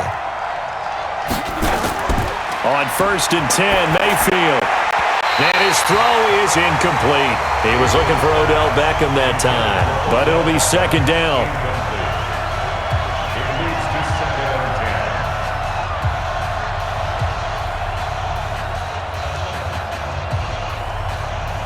Here's 2nd and 10 now from the 29. Tight right. 4 down. Alert. Mayfield looks to throw. It's caught by OBJ. 8 yards on the completion, but now they face 3rd down. I always laugh when people say, what's the toughest route to defend? And I'm like, any of them, especially if it's a good receiver. That makes things very difficult. But when you're running a drag route, something short, shallow, going through defenders, using guys almost as screens in order to get open, that makes things tough for guys trying to get to the football. And he's got the hook up to Landry. And that play went nowhere. Losing yardage. It'll be back at the 36. And never good on a pass completion there to go the wrong way. Lost yardage. No, for some reason it seems to work better when you throw it downfield or you can move the ball downfield running it that way, doesn't it? But in this case, if you're the defensive guys, you're energized, executed well, and you caused a lost yardage play. That's going to feel good and look great in film. Here's Jamie Gillen now as he's on to punt for Cleveland. Averaging over 50 yards a punt so far as this one's away. And that one hits a little too close to the goal line, and it continues into the end zone for a touchback. Now the Falcons offense gets ready to head back onto the field, and they're hoping to redo their efforts in the last drive when they got into the end zone. And just think of what it's like now on the sideline, because when you score a touchdown, you have to go over and look at the tablet and see what you did on the last drive. When you scored points, it's a whole lot better view than when you're trying to figure out how to fix things there.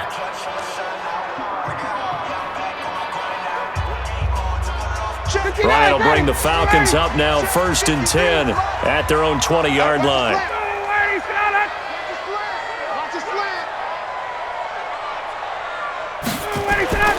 Now it's Ryan. This complete to Jones. And up to the 35 before they're able to knock him down. 15 yards, 1st down Atlanta. And when these two are clicking, Ryan and Jones, and we've seen multiple hookups here in this one, usually their offense is clicking, and that's why they're winning. Yeah, they tend to follow what those two do. They set the tone for either a good day or maybe a tougher day. And right now, we're seeing an excellent game because those two are finding each other. Doesn't matter where on the field, they're making plays.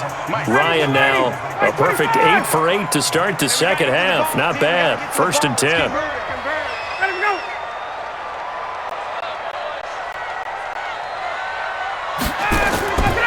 Now it's Freeman.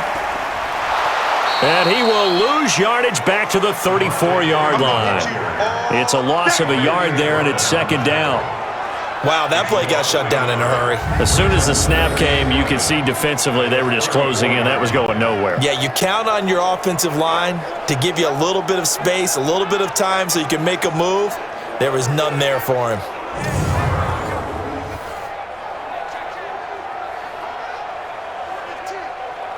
Ready, blue 80. 25. Time to go, night, night.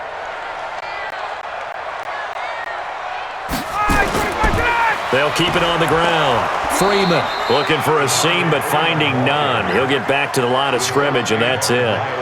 No gain that time, and it leaves him with 3rd and 11 coming up. They've called his number a lot this afternoon. You wonder how much tread is left on those tires. We certainly do, but I always think back to one of my favorite coaches in the NFL, and he used to have a meeting with his running backs every year in the offseason and say, look, as many times as you're going to carry the ball, you should be able to carry it one more time, so make sure you get in shape. Now throwing on 3rd down there, but he cannot connect.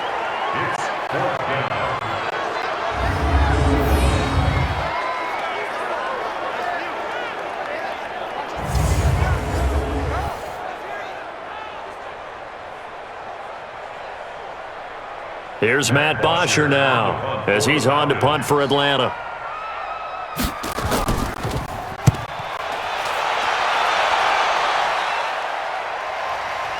This is taken at about the 14. A big kick, 50 yards that time with a return of 4.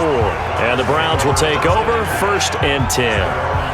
Baker Mayfield leads the offense out for their next possession. How do you think he personally is evaluating his game so far? He was pretty good in the first half, been good so far here in the 3rd quarter. He's got to like it, right? Not looking for the dramatics here. Not trying to set the world on fire in terms of stats. It's almost like you're driving. Hands at 10 and 2, alert for anything out there, watching for trouble on the road, and making sure you get the team home. The bus driver. See if he can drive the bus here again on this drive.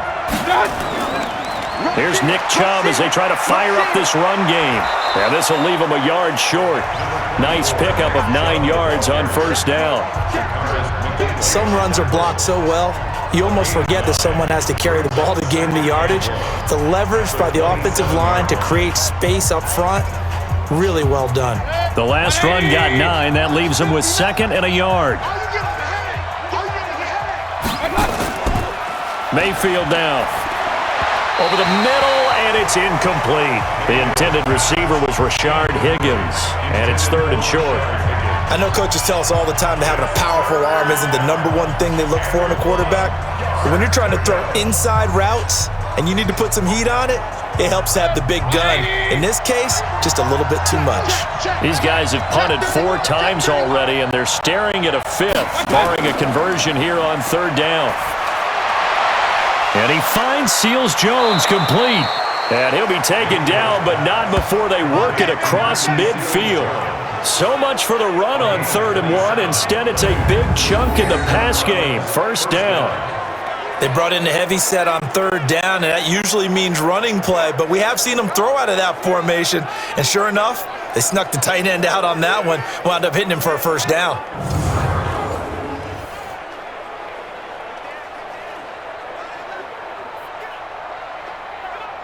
Mayfield now. A perfect 8 for 8 to start the second half. Not bad. 1st and 10. A toss play to Chubb. And he's going to get this one down near the 45-yard line. Just a yard on the 1st down carry, so it's 2nd and 9. Well, we saw him there trying to get it to the outside, trying to get to the perimeter, but not a whole lot of room there. But there's got to be one positive to that. If you keep moving laterally, Creases tend to develop as the game moves on, and they can run it back inside later.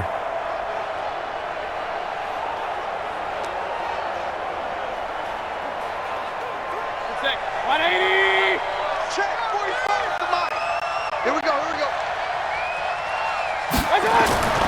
And again, it's Chubb.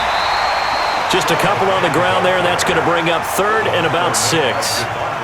Partner, we know today's NFL is really built around the guy throwing the football. But these short runs, they still pay dividends because they can take their toll on a defense, and they can add up as the game goes along. You control the clock, you control the ball, and that way you often control the game. This offense in desperate need of a conversion as they come up on 3rd down. That one is caught by Hunt. And that's going to be good for another first down as the tackle's made at the Falcons' 28.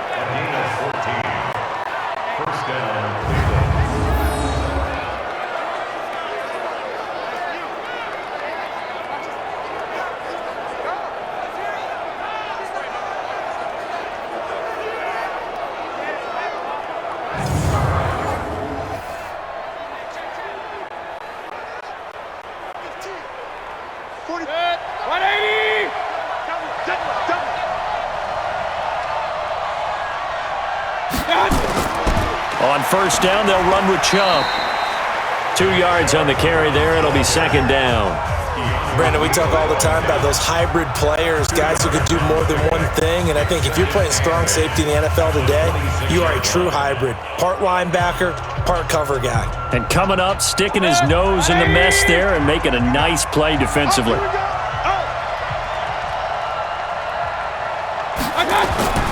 Throwing on 2nd and 8. Mayfield got an open man. That's David Njoku, the tight end.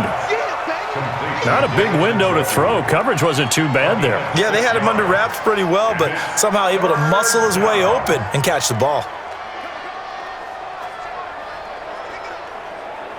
They're trying to keep the drive going. This will be play number 8. It's 3rd and 2. Mayfield to throw it. And he's got his man. That's Landry. And he will have the first down before he's tackled at the 12. That'll give him 60 yards receiving now as he's got a first down. I think a lot of people ask the same question all the time. Why do we see so many slants in the red zone? Well, the windows are tighter. Everything's more condensed. It has to be quicker, and you've got to deliver the ball on time. Your biggest worry, ball gets tipped in the air, because if that happens, then it's fair game for the defense. 180. Mike, 45. 3 butt, 3 butt, 3 butt. Now they return to the ground game. Chubb. And he's tackled a yard short of the marker. Good gain of 9 on first down. And when you get good yardage like that on first down, it really does a whole lot of good for your entire offense.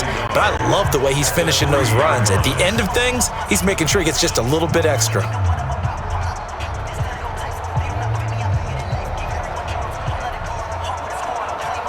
Trying to get one more in here before the quarter breaks.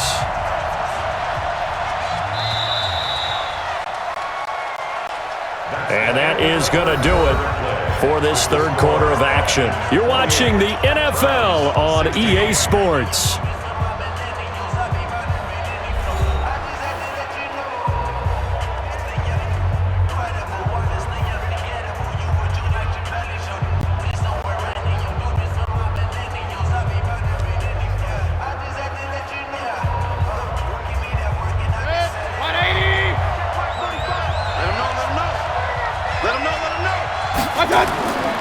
They run it again with Chubb.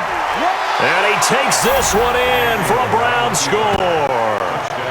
Nick Chubb, his 2nd touchdown of the afternoon, as his guys are back within a single score. Nice execution there. Good job by the O-line getting him in for the 2nd time. And you always have to start with credit there when you're having a big game. I mean, you don't get there by yourself. That's rare. But how about the ability to see the proper holes, pick the proper place to go, and find his way into the end zone? Here's Seibert now to add the extra point. And this is back to a 5-point game. Makes the score, Falcons 28. The pretty long drive that time. 11 plays all told. And Nick Chubb, the one to finish it off, as he does so with a touchdown run.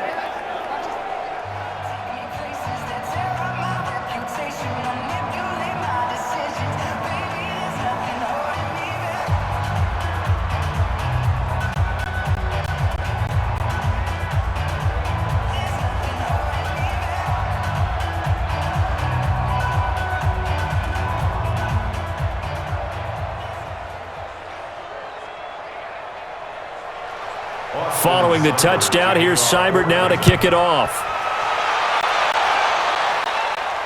This is taken at the 3. And he'll take it up past the 25 to the 26-yard line.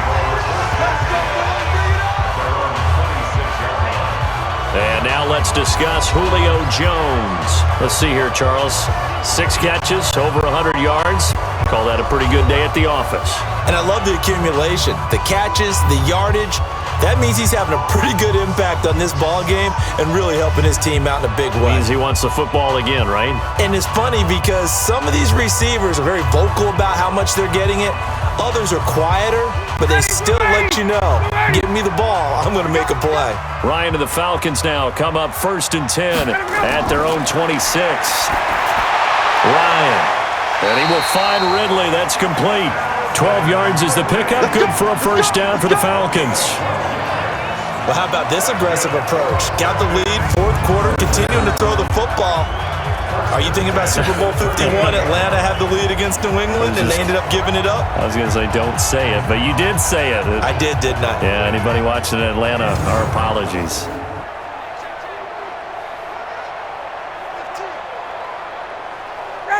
So here's a 1st and 10 at the 38. Mike 53.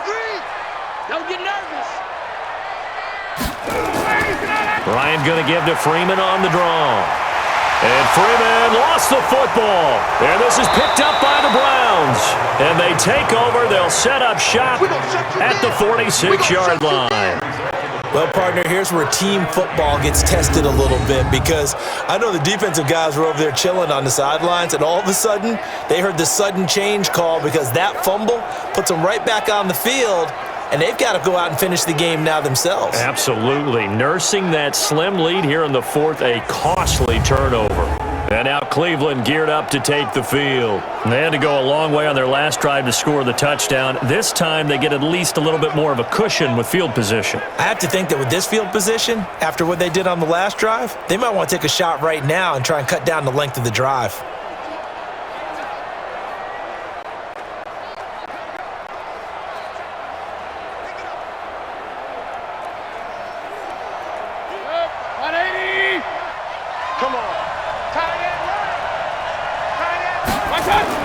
Mayfield now after the fumble recovery.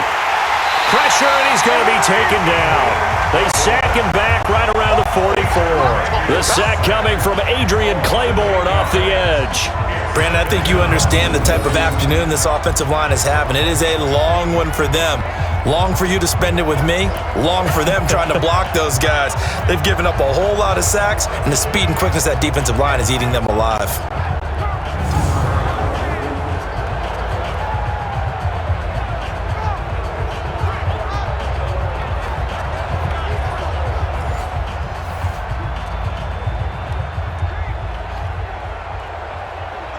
So that complicates things a bit here. 18 yards to go now on 2nd down. To throw, Mayfield into heavy traffic, and it's intercepted. Devondre Campbell, the linebacker, picks it, and they will take over possession of the football at their 42-yard line. And that's a great example of ball skills right there, partner. You and I do a lot of games, and I can't tell you how many guys look to run with the football before they've intercepted it. So that's a nice job of focusing on the task at hand and coming away with the interception. And back onto the field now comes Devontae Freeman. And after a sluggish start, he's really bounced back. The numbers bear that out. And you're a baseball guy, partner. How many at-bats over the course of a baseball season? Oh, boy, four in a game. Yeah, about 4 in a game. 4 times 162. 350 or so, right? Sometimes it takes a while for a guy to get going. That's my point. It's not the first few carries. You don't worry about that. As they go along, get that guy lathered up, get those blocking assignments down. Those 2-yard gains turn into bigger gains as the game moves along. The Atlanta offense out there for their next drive. And a fumble last time. Ball security. Talk about it all the time in the National Football League. They've got to be better at it on this drive. Don't you think that when every team gets together for the first time, I don't care if it's OTAs, mini camps, first day of camp in the regular season, ball security comes up about, what, the second sentence of the coach's address? And those are so many drills focus on that. All the time, and they do drills to make it even tougher to simulate game situations. Doesn't always work out, though. On 2nd and 9, Ryan. And that'll be incomplete. Ryan's pass. Thrown to the sideline and incomplete. It's now 3rd down and 9 yards to go.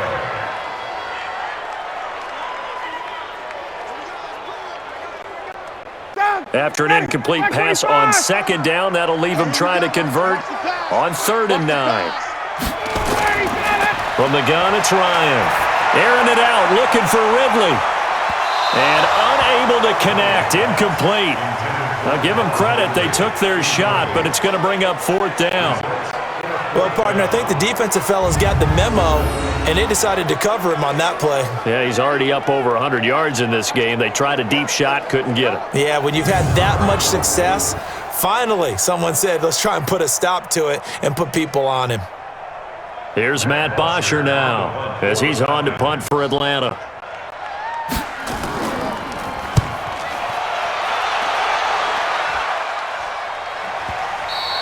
And this is going to carry well into the end zone for a touchback. There's Baker Mayfield as he and the Browns offense comes back out. And the interception that ended their previous drive, that might be one we look back on and say that was the turning point of this game. Hey, partner, guess what? There's still time for a few more turning points in this ball game. They're only 1 score down. Yeah, true. We could have some twists and turns. Stay tuned.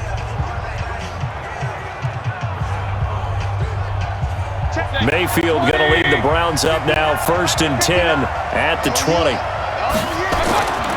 Trying to shake off the interception from the last drive. He'll look to throw. And a flag comes in as that one falls incomplete. Well, let's see who this is on. A little too aggressive defensively, and the flag comes out. And no one trying to cover is going to like a call going against them, but you have to like the effort there. Went for the interception, just unable to get it, and the flag did come out. So from the 36 now, 1st and 10. From the gun, Mayfield. He's going to sling this deep downfield, and that is incomplete. Took a shot there on 1st down, but he couldn't reel it in. And you just know when that play call came in, their eyes lit up, because anytime you get a chance to take a big shot downfield, that's a lot of fun, and they missed an opportunity. They'll try again from the 36 on 2nd and 10. Here's Mayfield.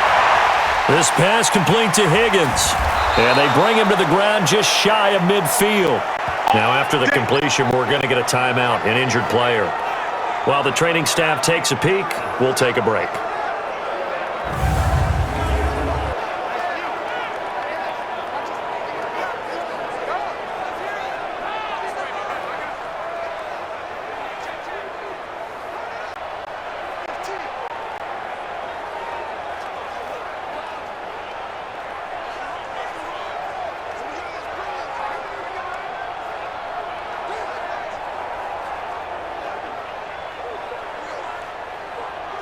Mike. 180. Let's go deep, tighten up. Let's go deep, tighten up. Mayfield on 1st down. And that is incomplete. He couldn't hold on through the contact. Brings up 2nd down. That would have been a great catch, but it's real difficult to hold on to it because it was contested all the way. Would have been a great play if he'd been able to haul that one in. So after the incompletion on first, now 2nd and 10. Mayfield with it once more. He'll take a shot for the end zone. And this is caught. Touchdown, Cleveland. Odell Beckham with his 2nd touchdown of the afternoon. And once again, the Browns are back in front. Might be seeing that one on the highlight shows tonight. The home run ball here in the 4th quarter to take the lead. There's nothing like being aggressive, preaching that to your team, and then following through. All the way through. Go ahead and throw one more up there. Why not? Been a great game, and we are not done yet.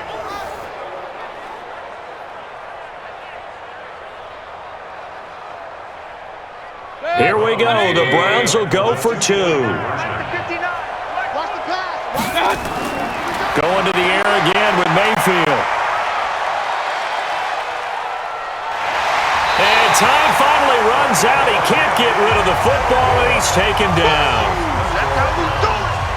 I think we can figure out why they went for 2 there, right? Up 1, you want to make it a field goal difference if at all possible. They didn't get it.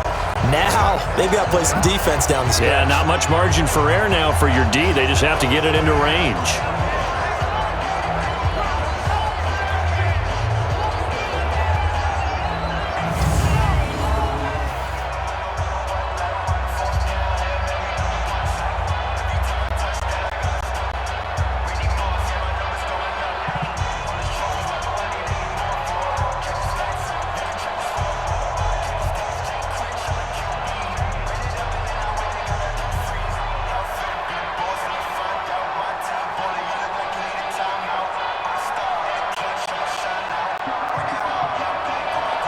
Following the touchdown, here's Seibert now to kick it off. Fielded about a yard deep. And a pretty good return here. He'll be stopped just shy of the 25 at the 24-yard line. Atlanta now coming out on the field. They punted last time they had it. What steps, Charles, you think they have to take to make sure they don't do that again? Well, let's just go to the football 101, the trade expression 101. Win first down. Make 5, 6, 7 yards on first down and make it a 2nd and 3, 2nd and manageable. Keep accumulating first downs that way. Keep moving the football. You don't want to get behind the sticks because then the defense has the advantage. Ryan will bring the Falcons up now 1st and 10 at their own 24. Now Ryan. He's going to have the hook up to Gage. The completion good for 3, and it's 2nd down. A 3-yard pickup brings up 2nd and 7. 27-yard line. That first down completion only netted him 3. 2nd and 7. Right here. Ryan. Throwing right, and that's complete. That one, a first down pickup of 8. It's a gain of 8. And the Falcons first down. 1st and 10 at the 35-yard line. Ball up to the 35 now as they come up on 1st and 10. A fake to Freeman. Now it's Ryan. And nearly picked off there, and it would have been a great time for their first pick. Instead, it's 2nd down. I guess they're in a situation now, 4th quarter, where they're forced to take some chances, but I don't know that that was the type of a chance you want to take. And that one could very easily have been intercepted, and if it does get picked off, that could possibly seal this one. Here's 2nd and 10 now from the 35. Here's Ryan. He's got Freeman here. It's complete. And he slips up past the 45 before being tackled. It's a gain of 11, and the Falcons pick up the first. He's having a nice game through the air. His decision-making's been really good. Solid there again. Just seeing nothing downfield, goes underneath. Nice game. How about the patience? Because when you're having a big game through the air, you're looking for those chunk plays, those big ones downfield. Instead, as you noted, takes the check down, dumps it off, gains good yardage anyway. Really well executed. And down he goes at the 49, a 3-yard pickup. some of the most unselfish players on any football team? Defensive tackles, because we ask them to just eat up blocks and allow other people to make tackles. But when he can make a play himself, as we just saw there, that's a big day. From just shy of midfield, Ryan, and finding the tight end Hooper. They gave up the completion there, but this is what zone defenses count on, catching the ball and not much run after the catch.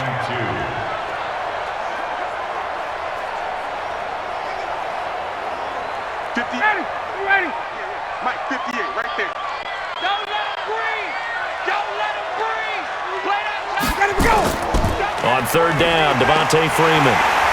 And he's going to have a first down as he's brought down at the 44-yard line. Got what he needed for the first down with a gain of 2. And that last carry puts him right at 100 yards for the game. So how has he done it? Because he's been patient, followed his blocks, let everything develop, and then burst through for big gains.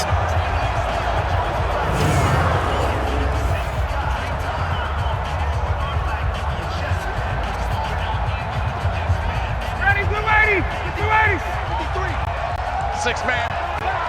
Check curls. They'll throw on first down with Ryan. And he's got his favorite target yet again. It's complete. And he's dropped right at the 40. Gain of 3. The completion good for 3, and it's second down. Well, that tight end position, it just seems to continue to evolve every year in the NFL. Yeah, you're getting really terrific athletes. A lot of them maybe were wide receivers at one point.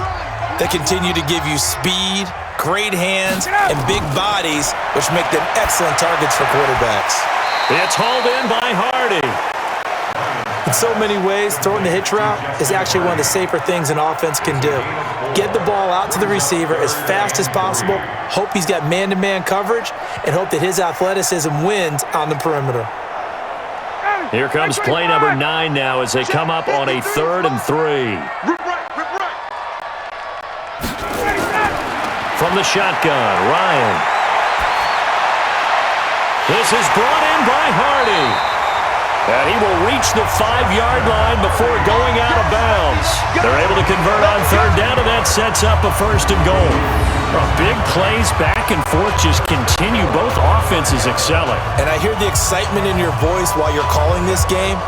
This hurts my soul as a defensive player, watching these teams go up and down the field and put points on the board. Do me a favor the rest of the way. Sit back, relax, and just appreciate the offensive dominance that's going on out here. I'll give it a shot. And the question now, how do they want to work the clock here on 1st and goal? A field goal would give them the late lead. Again, Ryan. And it's caught. And he's able to get it down to the 2-yard line. 3 yards is the gain that time, 2nd and goal.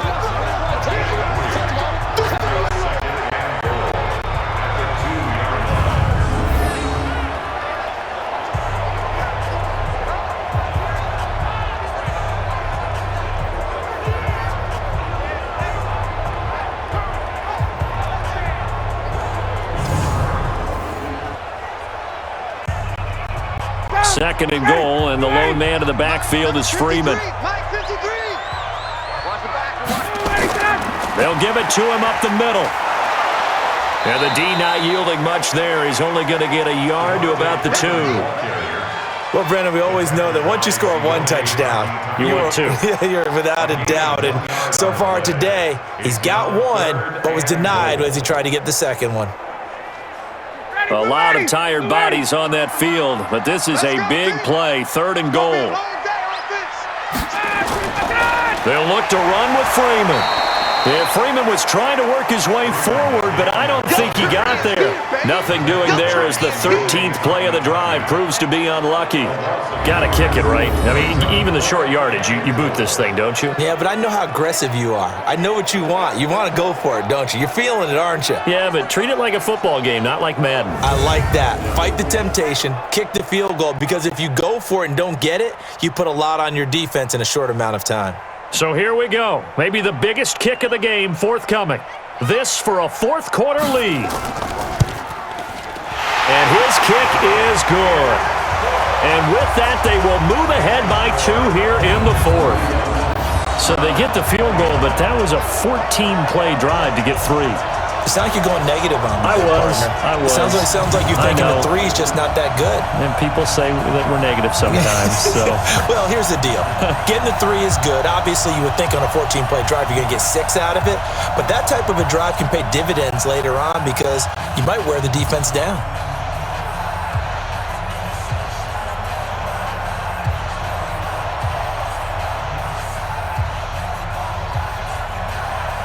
The kickoff unit is out on the field, and they will send this one away. Fielded about a yard deep. And the decision to bring it out, a good one, as he's up a yard or 2 shy of the 30. Heading out as the Cleveland offense now as they get set to take over here.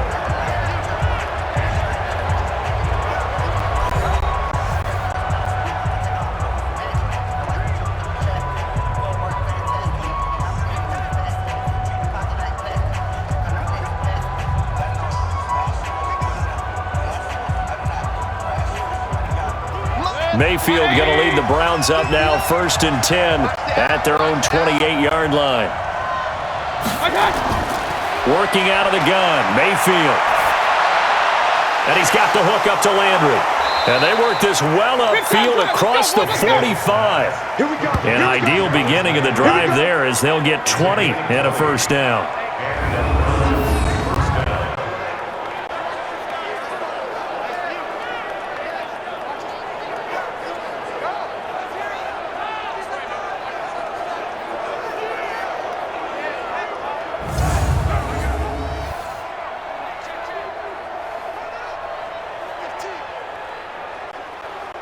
So one play, and they're already just shy of midfield.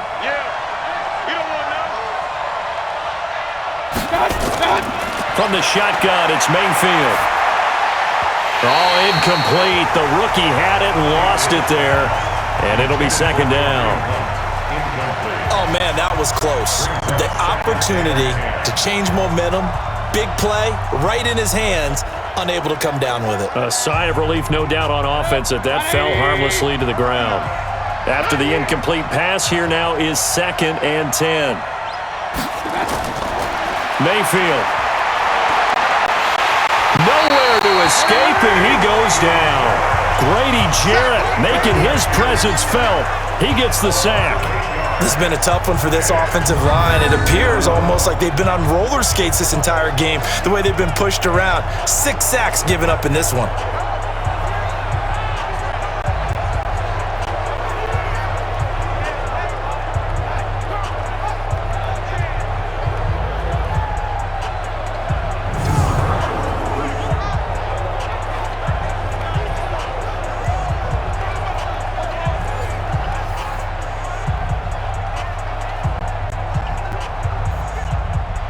Mayfield in this Browns offense staring at a 3rd and long now after the sack.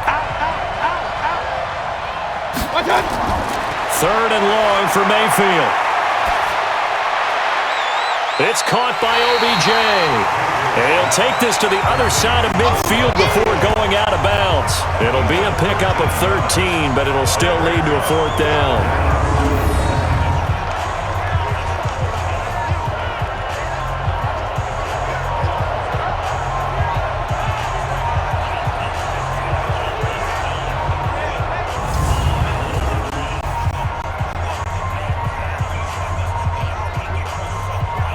Here's Jamie Gillen now as he's on to punt for Cleveland.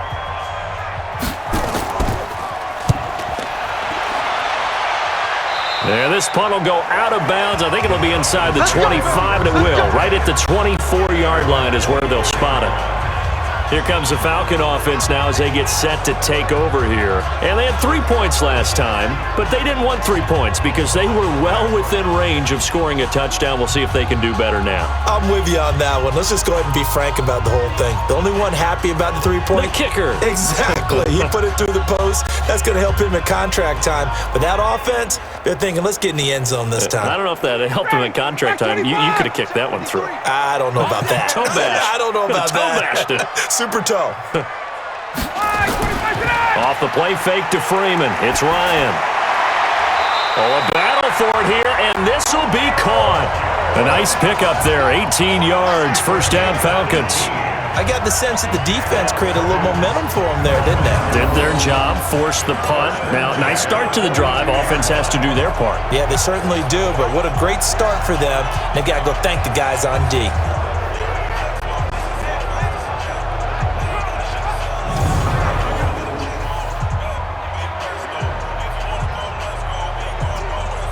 One play has him up past the 40 already, and another 1st and 10. Out of the gun, it's Ryan. Caught by Jones. And they'll get this well past midfield before being stopped just before the 35. A good pickup there, 21 yards. So on that play, defense was in the zone. They ran a crossing route offensively, but the defense there, you got to be good with communication, don't you? You certainly do, and it's not something that is really evident when you watch it on the screen. But everyone's talking, communicating, pointing, and it keeps you from chasing receivers because you have a specific zone you have to cover. When a receiver's in your zone and he crosses to another one, you got to let your guy know. They got a completion there, but I like the discipline they showed to stay in their proper areas and then make the tackle.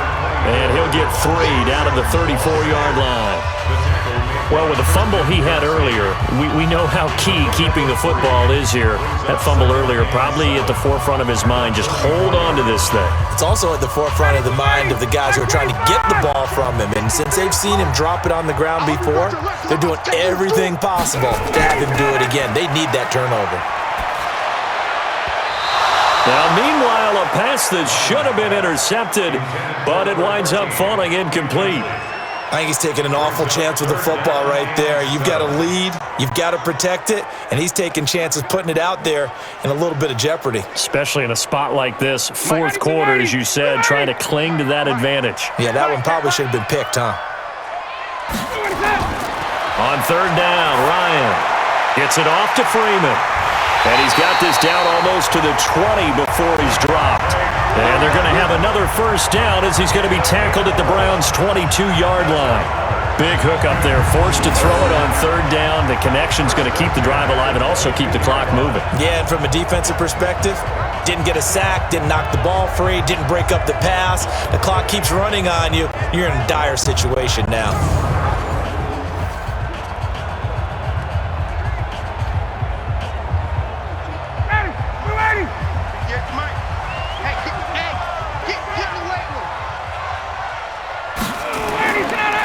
Ryan leaves with Freeman on the draw.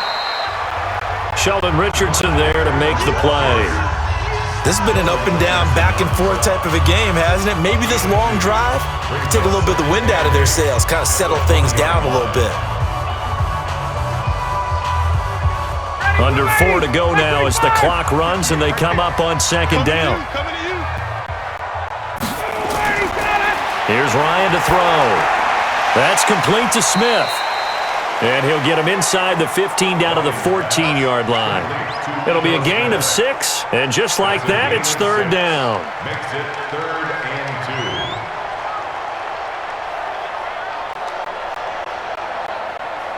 and 2. This is 3rd and 2, maybe the biggest play of this football game.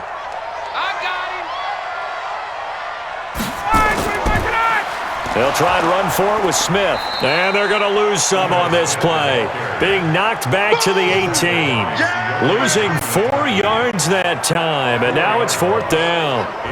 This offense has had a lot to like in this game. I don't know that that last play, though, is going to make the highlight reel. It's not going to make the highlight reel, but it will be the focus of the film session that the team has to sit through.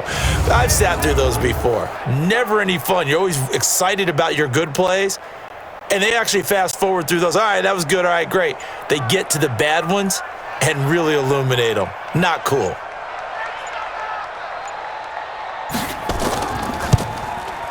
And his kick is right there. It's good.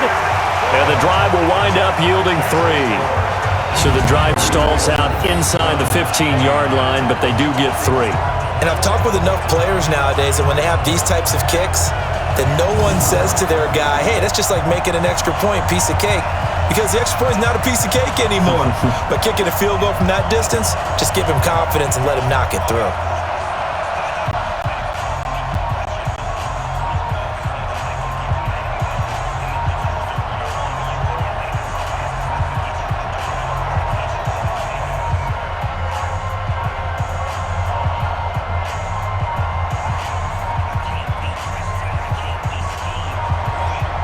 The kickoff team on the field now as they will send this one away. This is fielded a couple yards deep. And he'll bring it a few past the 20 to the 23-yard line. Mayfield and the offense now. Down by 5, a little under 2.5 to go. Plenty of time here. They've got 3 timeouts and the 2-minute warning as they've got it 1st and 10.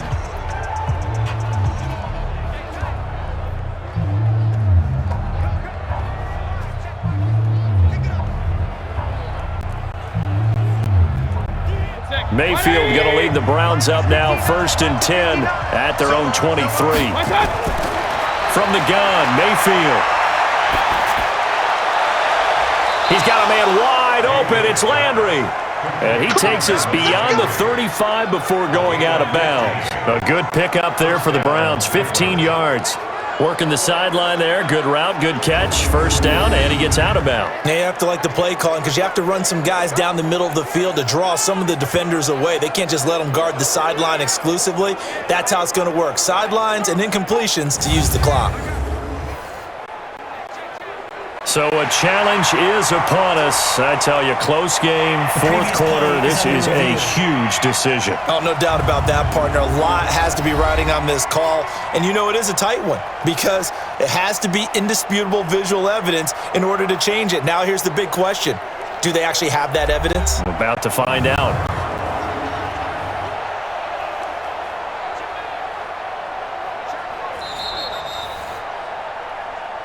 Mayfield's pass, complete to Jarvis Landry. Well, he challenged the play. It did not pay off. And that means he lost a timeout in that challenge. And as a coach, you hate that. Don't know if you took the advice of the player, you threw it yourself, but it didn't go your way. At the end of the day, it all comes back to the head coach. He has the final determination on whether to actually challenge the play or not. In this case, it didn't pay off for him. And that's got to be so heartbreaking. You throw that flag, you probably feel really confident, and then all of a sudden, boom, you lose the challenge.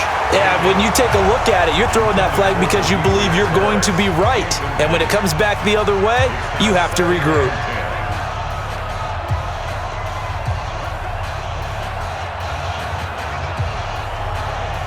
They work again from the 38 on 2nd and 10. I got you, boy. I got you, boy. Mayfield to throw it. They'll go screen here to Hunt. They'll get 4 out of that, and it'll bring up a 3rd down. Complete to Kareem Hunt. It's a gain of 4, and it's 3rd down.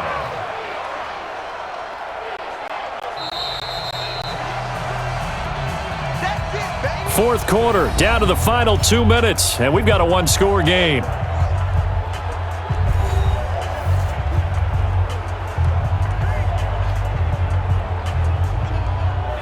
So the Browns in possession of the football here as we get you reset.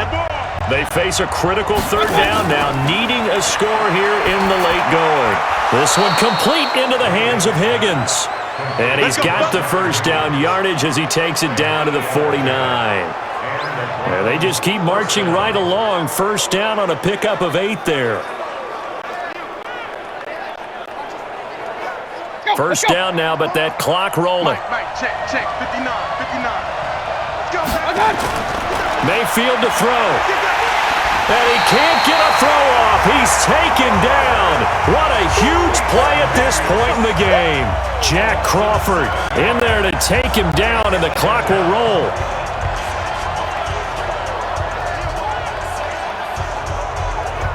Mayfield trying to get him up to the line as fast as he can. Mayfield. He's going to let it fly.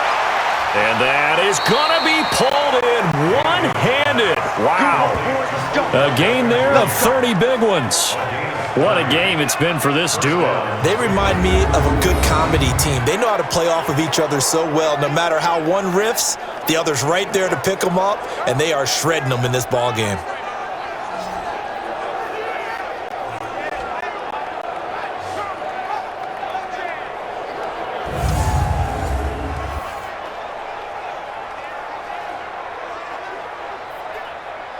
So now then, the big play has him all the way inside the 30 now, 1st and 10. Back to throw. Njoku pulls this one in. He's got it for a Cleveland touchdown. David Njoku, 26 yards, as his guys have taken the lead here in the final 2 minutes. Wow, I know it's a never say never situation, but to me, that looks like that's the one that's going to finish them off. The score that puts them in front here late, but now you got to rally your kick team, don't you, and say the last thing we need is a big return. And what happens is guys get overeager, get out of their lane because they're so excited they want to make the last tackle. You mess up, could come back at you a long way. And he can't get a throw away. He's taken down. Well, that decision to me was all about pulling up the chart. You know, that beautiful chart that tells you when to go for 2, when to go for 1. I do love it. It helps you with your decision-making during heated times. And you just look at it right here in this point of the game. Go for 2. Try and make it a field goal difference. But now just up 1 makes the rest of this 4th quarter a little more interesting. Yeah, they followed the chart. They just didn't get the 2 points on the board, did they? Nope.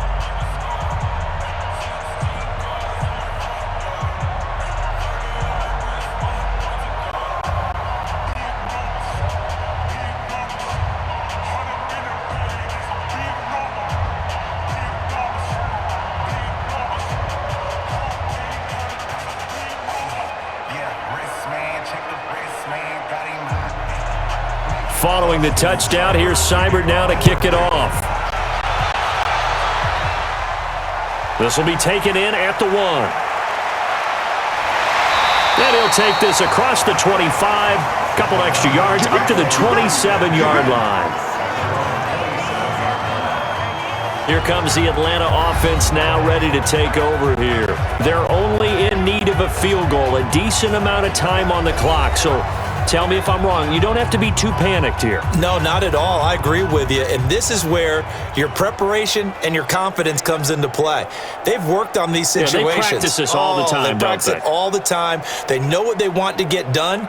And in a lot of cases, the great competitors, they love this situation. They think they can go ahead and get it done. They practiced it. We'll see if practice makes perfect.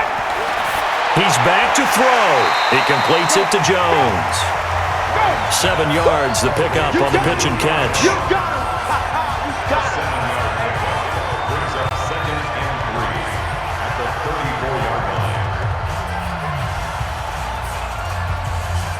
Clock running, and the Falcons moving with a sense of urgency. Ryan to throw.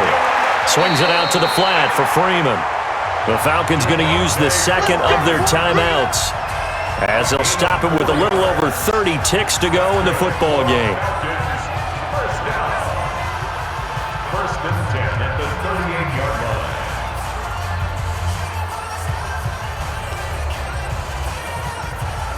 So here's a 1st and 10 at the 38.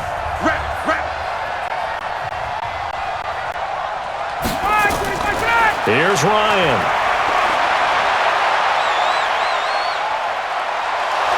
And he can't get a throw off. He's taken down. What a huge play at this point in the game.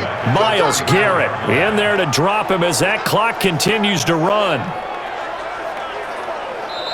Falcons going to use their 3rd and final timeout, as he'll stop it with 11 seconds remaining in the ball game.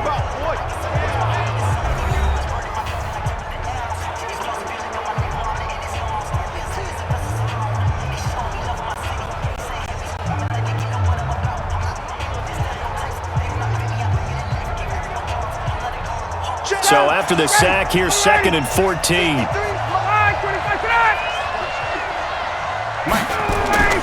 He'll look to throw. And finding the tight end, Hooper. They get 14 back, but it leads now to a third down. That's what I'm talking about. Nice hit, boy. Well, going into the final play of this game, they knew that they needed some type of a miracle there at the very end, but they couldn't get it done. However, we were treated to really a spectacular affair. Even though they didn't finish it off, you're exactly right. They took us down to the last play. You were wondering, could it happen? Possibly, even though we both knew it was a long shot.